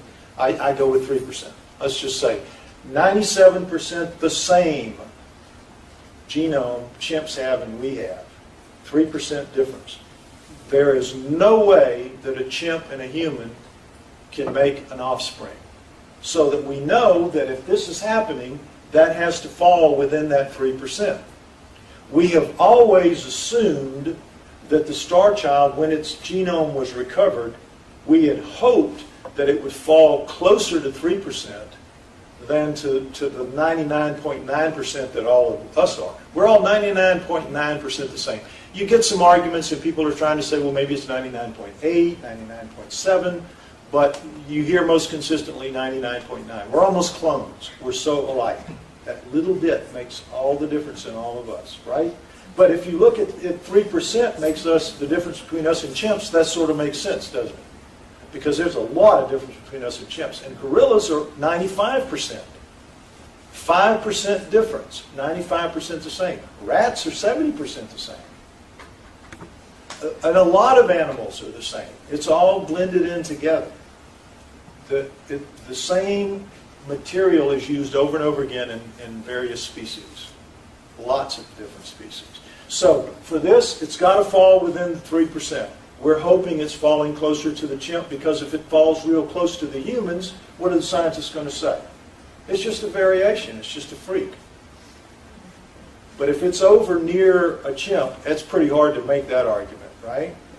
So we always felt that if it came in closer to 3, we would win.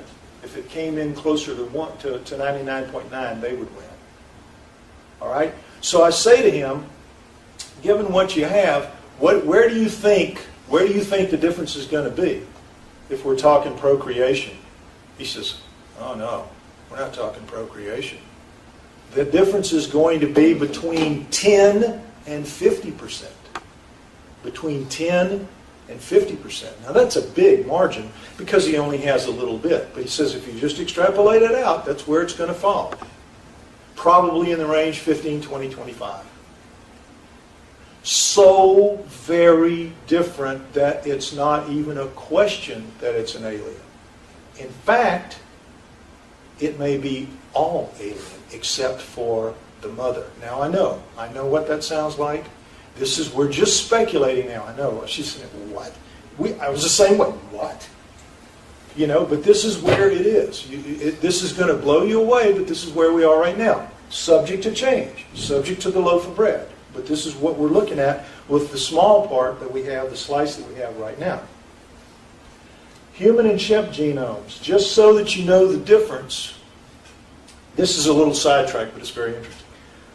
Human and chimp share everything the same pretty much, but there are some significant differences. The main one being that all higher primates, chimps, gorillas, right on down, have 48 chromosomes. 48 chromosomes, 24 from each parent. We are the only higher primate with 46. Where did those 2 chromosomes go?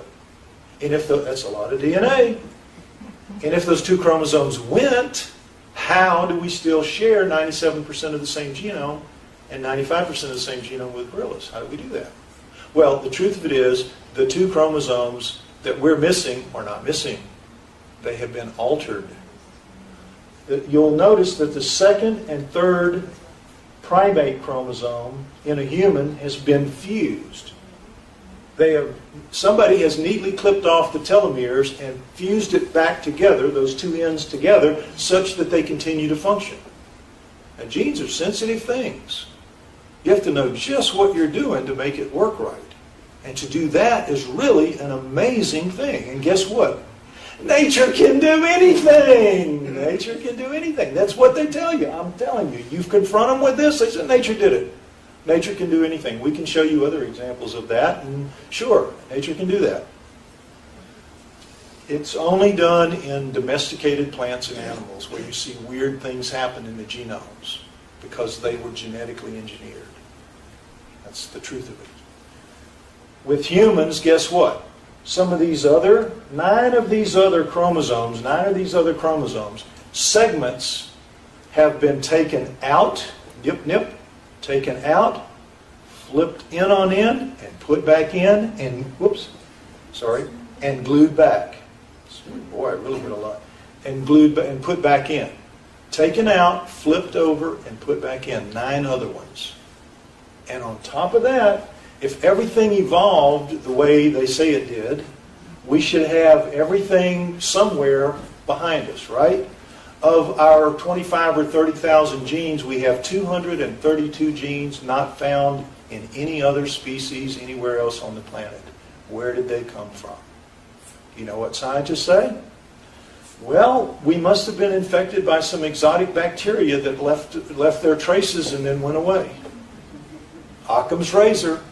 I have made fire. I have thought of a simple answer. It's just ridiculous. So this is just to show you that this is my other work. This is the work I love, you can tell.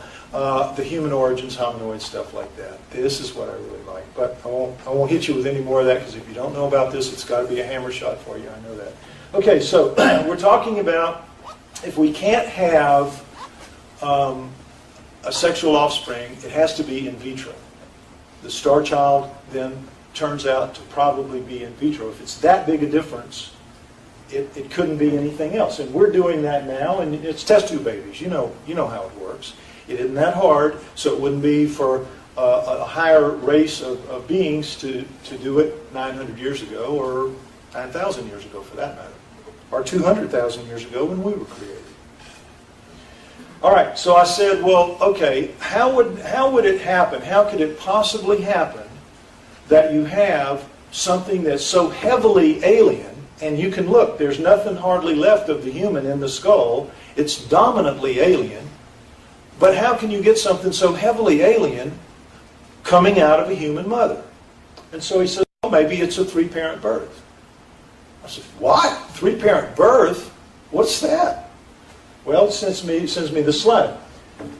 If a woman has what's called mitochondrial disease, that means her mitochondria are bad, and she has a child, that's a dead child. That's a horribly screwed up child. Now, if she wants to have more children and they know that she has mitochondrial disease and she and her partner want to have more children, well, what can they do? They can do this. It's incredible. They can take healthy nuclear DNA is removed from patient's egg cell, leaving behind faulty mitochondrial DNA. This is bad mitochondria. They take out her sex cells, her 23, remember in the sex cells you have only 23 chromosomes to match with the cells from the sperm and make the 46. So you take out her 23 chromosomes that she's going to add to the zygote package, and they take a good egg from a woman who does not have mitochondrial disease, and they put it in, they take her genetic material out, and they put hers in. So now she mixes with her partner's sperm, and they make a zygote in the healthy egg with the healthy mitochondrial DNA. And this child is going to be born in her, out of her, and it's going to have the DNA, the nuclear DNA of her husband rather, or her partner, and herself, and it's going to have the mitochondrial DNA of the third parent. Is that not cool? Is that not cool?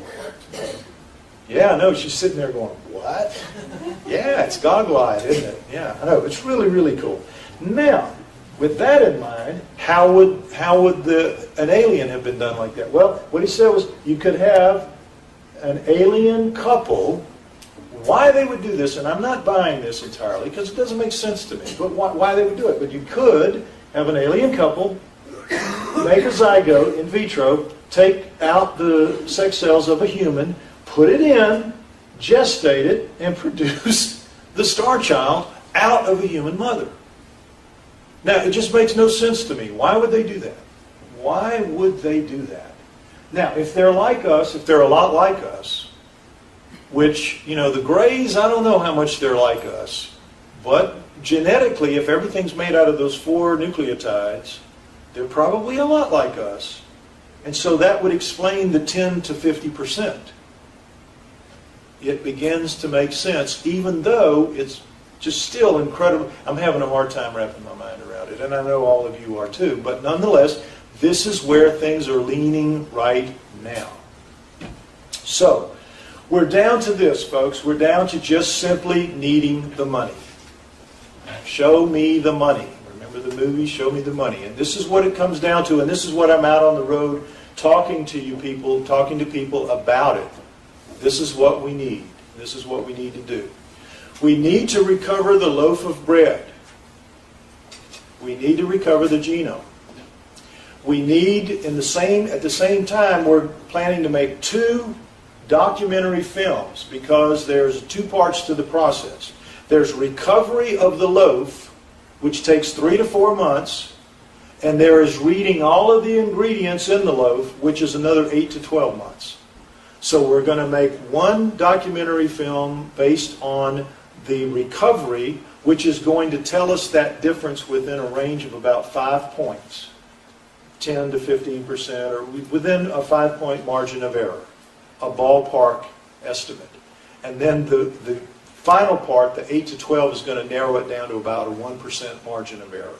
We'll know exactly what it is and what the differences are. And more than that, we'll be able to then start the process of doing some bioengineering and adding to the storehouse of knowledge about human health, because there will be things that will come. Right now, as we sit here, they're trying to figure out what in the DNA of a Neanderthal is better than the 4,000 plus genetic defects we have. Did you know that? We have over 4,000 genetic defects, more than just about any other species. 4,000.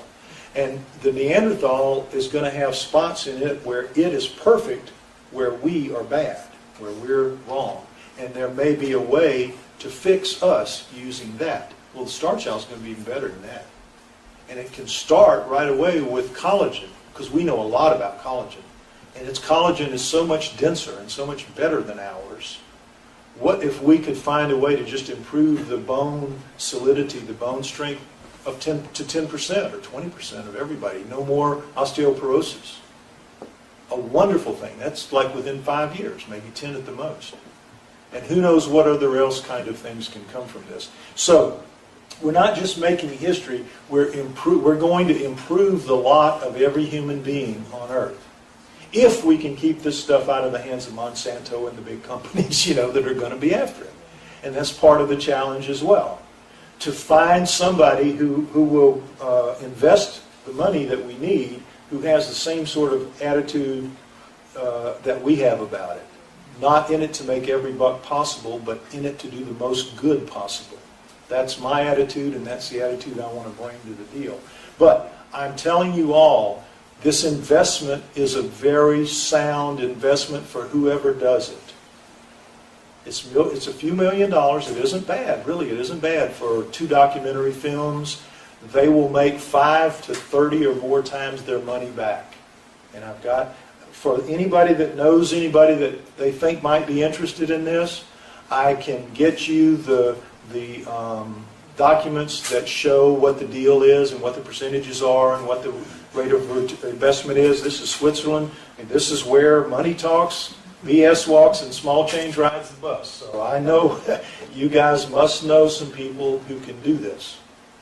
So if you do, please get in contact with me. I can get you information. I can give you information. I can give them information. Now, I'm going to close with a quick story after I show you. If you want to know more about it, this is the fully updated ebook, which is available on the Starchild Project. If you just want the overview kind of that I've given you and then some, and you want to show friends something that they'll read, you can read this in less than an hour, easy, anybody. It's just pictures and text box, pictures and 125 photos and illustrations and text boxes, up to date though. This is the book, and this is only up to 207, but this is the backstory. This tells all the personalities, the people involved, the various scientists involved, the details of how the ups and the downs, the ups and the downs, the ups and the downs that this 12-year cycle has been. Now, oil spill. I have lived through the oil spill. I've lived through Katrina and the oil spill. That's why I'm here instead of here. So, anyway, I've just been very unlucky here the last few years with weather. But anyway, so 100 miles southwest of Chihuahua, near the Copper Canyon area, a young girl from Ciudad Juarez is right across the border from El Paso. That's where El Paso, Texas is. And her family had come across the border and eventually became American citizens.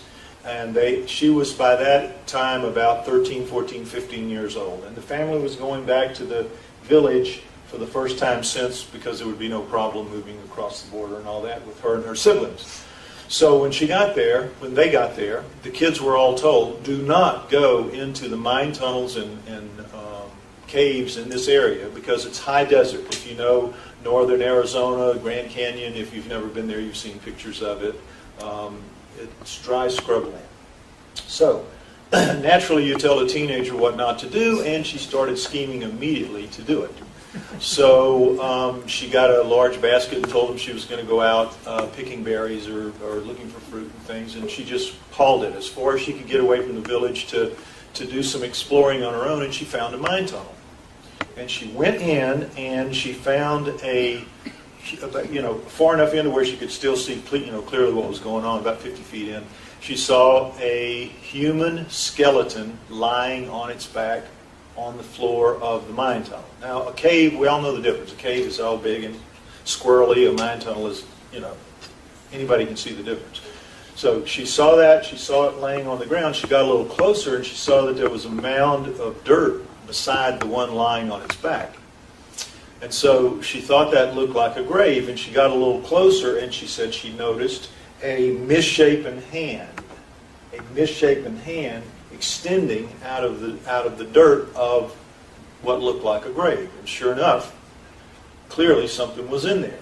And that misshapen hand, she noticed, was wrapped around the upper arm bone of the skeleton lying on its back on the floor of the mine tunnel. So when she got a little closer, she realized that the dirt was, still clumped and loose. If it's in a mine tunnel, there's no raining to compact it or anything like that. She thought, I could probably scrape it out. And she did. She scraped it out with her hands very easily. And she exposed another skeleton, which she said had a misshapen body. That's all she said. Because she was describing this much later in life, when she had no idea that the few things she was going to say about it would then later become important after her death. So she recovered both skeletons with the idea of sneaking them back into the States and maybe donating them to her high school. Back then, they always had a skeleton on a rod in the biology department. I don't know, some of y'all are too young for that. But so she thought, there'd be some degree of coolness to that.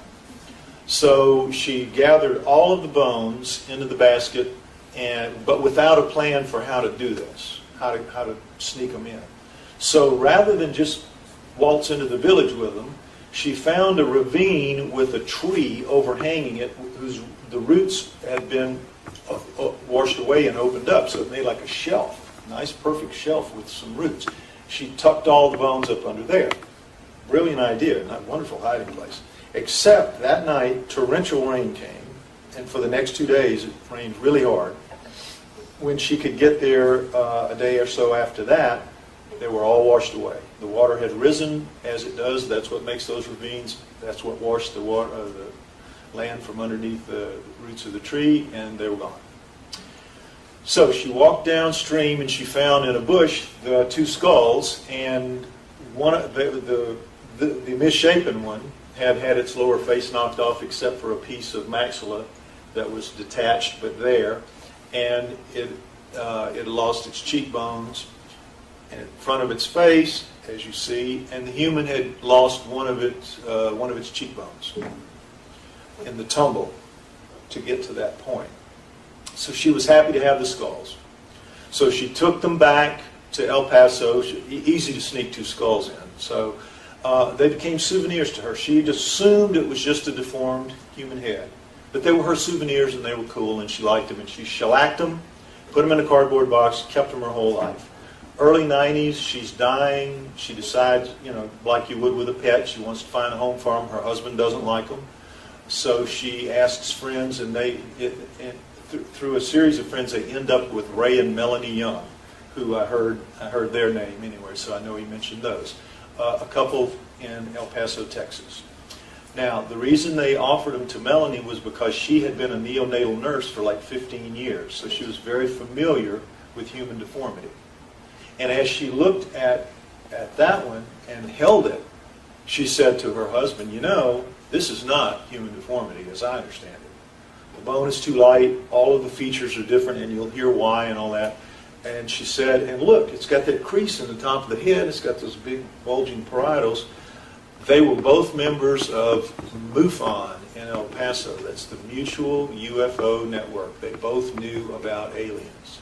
So it was just an odd coincidence of circumstance. So she said, I think that skull would fit perfectly in the head of a gray. Because you all know gray aliens, I'm sure the prototypical look of that is what's called a heart-shaped face. They have a crease here, they have a bulge here, and they have a very narrow lower face, heart-shaped. And she said it has all of that. I think it could be the skull of a gray alien. And so Ray said, yeah, it could be. How do we do that? So they put the word out through MUFON, who in the field of alternative knowledge in this country knows about skulls. And my name came up because at that point, the book that I had written was called Everything You Know Is Wrong, and I hope you mentioned something about that. And it was about human origins and hominoids and things like that. And in talking about the hominoids, I talked a lot about skulls. So that was how they called me in. I took a look at it. I said, well, it's probably a deformity, almost certainly a deformity. I don't know what kind. I've never seen any of this before, but the odds on it being an alien, I think, are just zillion to one, and so let's go with the assumption that it's a deformity, but I'll take it out and I'll confirm what that deformity is. And I said it shouldn't take more than a few months, 6 months at max. And here I am, it'll be 12 years in February.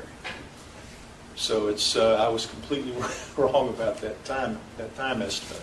But it turned out to be a lot more complex than I thought it would be. Nonetheless, so I took it out and began the process of finding out about its physiology.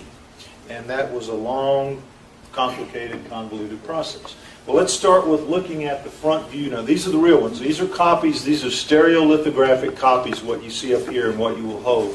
They're exact copies, I mean exact, as close as science can get them, same weight, same everything. But this is the real deal here. Now, if you notice, the differences are, and I can show you here with this, a normal human eye socket, see that? It's 2 inches, 2 knuckles. And that it is time that world governments officially acknowledge. You can see that it doesn't even go quite 1. It's very much shallower. So you have a real difference there. If you look at the brow ridges, all humans, all primates have varying degrees of brow ridges. You see those, you feel your own, everybody's got them. And then every human nose comes down, no matter how big your honker, it's going to have a little dip up here between the brow ridge and the beginning of the nose. Starchild has neither of those. It has no brow ridges, as you can see. I mean, you look at it, absolutely flat, and you see that its nose has no dip at all. It goes straight down. You'll be able to see it when you come up closer. But anyway, take my word. Sitting on the neck, whatever the angle, whether you're a quadruped, biped, whatever, you have that where your neck is connecting in with a couple of really big muscles. The Starchild does not have that.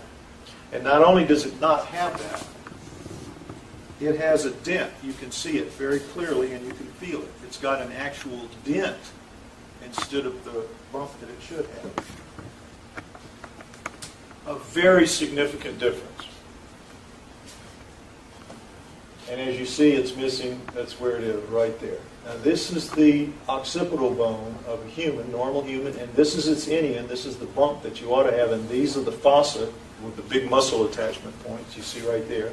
Very normal, parietal, occipital. You see the Starchild's has been just like stretched upward in a completely different design, and you have this crease. You see the rounding of the crown, we all have that, but the Starchild doesn't. It has a noticeable, distinctive crease. You can't miss it. You can't miss it. And that's, again, a different genetic code, a different set of genetic instructions coming in to make it grow that way. Here we have a top view, and we see that the frontal bone, this is tilted a little bit, but you still see that the frontal area is a little smaller than normal, and the parietals are much bigger. And I always mention as a sidelight that Einstein had a little bit bigger parietals than the rest of us. And he was Einstein, so it can happen. Sagittal suture, this one, the red one, and coronal suture. All right?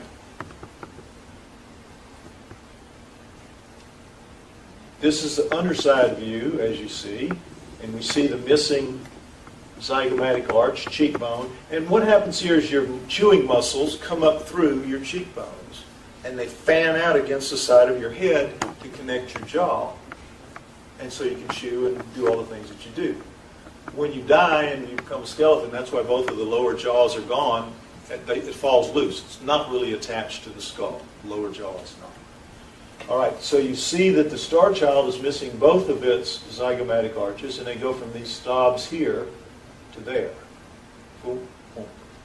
And they don't swing out as wide because, as you see, the throat, the angle is much less. It's much tighter, much thinner face, and that indicates, again, that it had a much smaller face. This part is important right here, the basilar part, because it helps tell us that this female was at least over the age of 25, and more like, because of the wear on her teeth, she was 35 to 45 when she died, according to people who know how to judge these things. We do not know how old the Starchild was when it died. We thought it was a child initially, but then later, as you will see, we found out that it wasn't. But nonetheless, this bone right here is called the basilar part, and it is the last bone in the skull to fuse. It fuses between the ages of 20 and 25. Everything else is fused with that. So that would be an indication that the Starchild died before the age of 25, or because that's not a very good fusion point, it could have been knocked out along, if enough force hit it to knock all this off, that could have gone with it. So it doesn't really imply an age, and we can't say.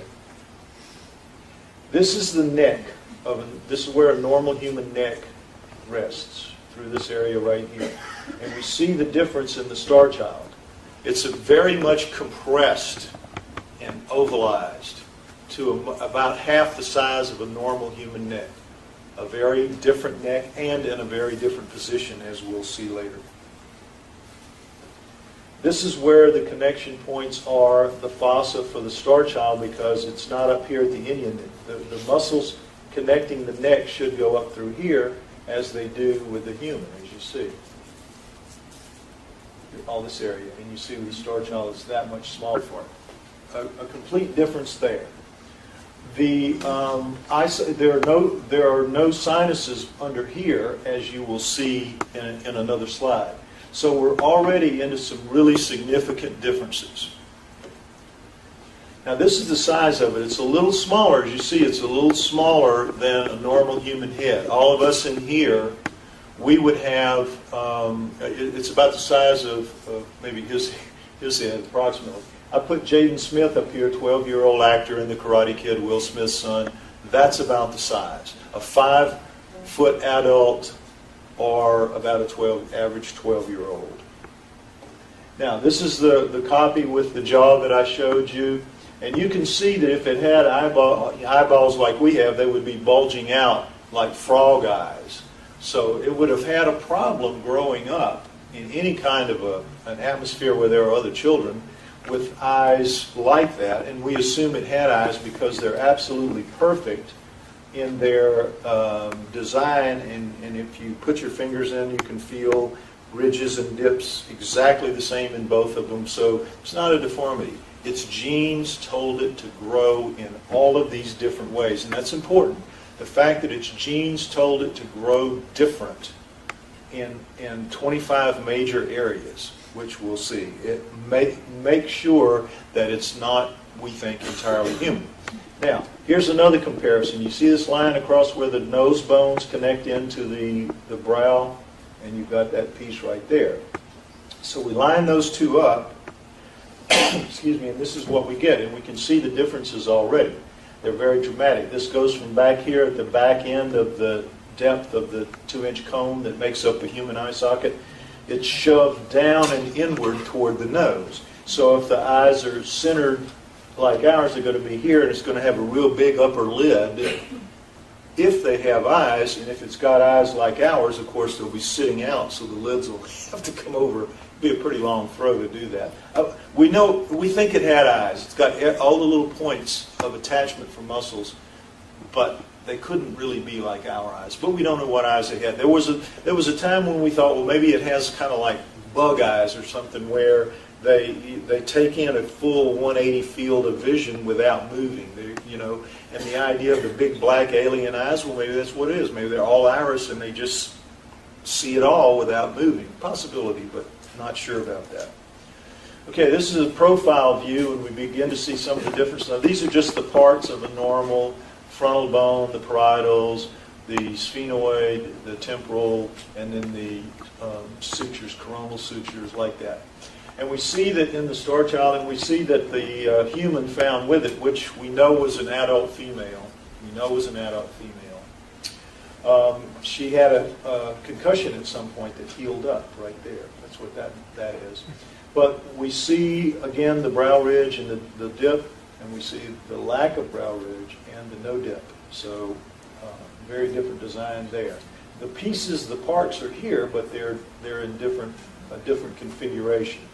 And obviously the ear hole is much lower, the mastoid bone much lower, This here, the pterygoid plate, I always have to mention that because everybody sees them and they say, what are those things sticking out like that?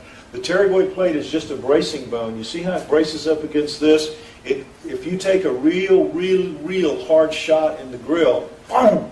If you don't have those bones there protecting you, it'll jam right back in, go right into your brainstem and kill you. It's just a protective measure. Nature's wonderful in its design, it really is. Here we see the rear view, and this, oh, I'm sorry, let me go back because it's important to say one thing. See the Indian, this knot here, this is important to mention. Feel, everybody do this. Reach around the back of your head and feel this knot that we all have back here. That is where our neck connects to our head.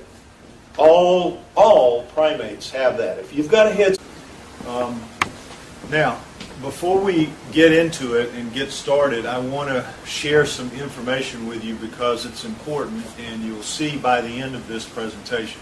By the end of this, you're going to want, I think, to share this information that I'm going to give you with friends and people. And when you do that, I guarantee you that the very first thing they're going to do when you try to tell them about it is they're going to go to Wikipedia to find out about the Starchild and find out about me.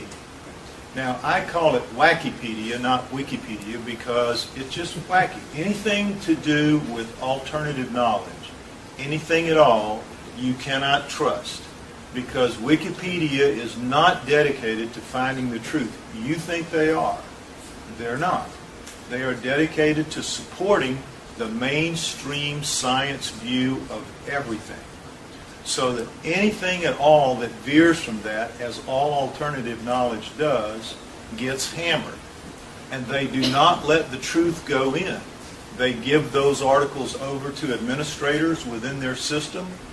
You try to make a change on a Wikipedia thing that is being dominated by one of them, and it'll be changed back within an hour or two, if that long. They have things that the administrators do in their computers that let them know when any change has been made on a quote sensitive page. And I am, because of my profile and because of the profile of Starchild, we are super sensitive. So they're all over us. So what I have done, and what I want you to keep in mind, is those two websites. If someone wants to read the Wikipedia article about the Starchild, they can go to the Starchild Project, and I promise you, every single word is on that site, but the truth is under each line, each phrase, each paragraph, whatever. I tell you the truth, and I tell them the truth. And also with the Lloyd Pye website, if they check on me, yeah, it's a little louder now. If they check on me, same thing. Every single word that's on the Wikipedia article, and then my truth, I tell you the truth. And all of that, all of Lloyd Pye, all of the Starchild skull, is built around one article written by a man named Stephen Novella for his own New England Skeptical Society in 1999. And you'll hear what happened in 1999. We had a DNA test, the first DNA test. The answer came in, said the Starchild was human. It turned out later that it wasn't, but that was the answer that science wanted. And so they latched onto it, and they won't let it go. And in 2006, I contacted Novella after it had been proven wrong, and I said, you really need to change this article, you need to update it, you need to pull it, you need to do something. And he wrote back and he said, the article stands as written, but then he changed the copyright date from 1999 to 2006. So if you go look at it now, it'll have a copyright of 2006, but it's still the 1999 article. And everybody uses that as in the mainstream, all the skeptics, all the critics. If you go out there and you look on the sites, the wars of words that go on between people about the Starchild and those who defend it and those who attack it. And those who attack it always use these articles. If you go on my website, you can read my own and the Novella article, word for word, with the truth underneath. So if you want to know the truth, if you want your friends to know the truth, that's the way to do it. Otherwise, they're going to come back at you and just say, what did you tell me about that for? Because it's a human and that's it. Okay? So with that said, let's dive into the actual presentation, which starts in Mexico in about 1930. Now, it begins here about 100 miles southwest of Chihuahua in 1930. By the way, this is where I live. I grew up in Louisiana and now live here right on the water. So I have lived through the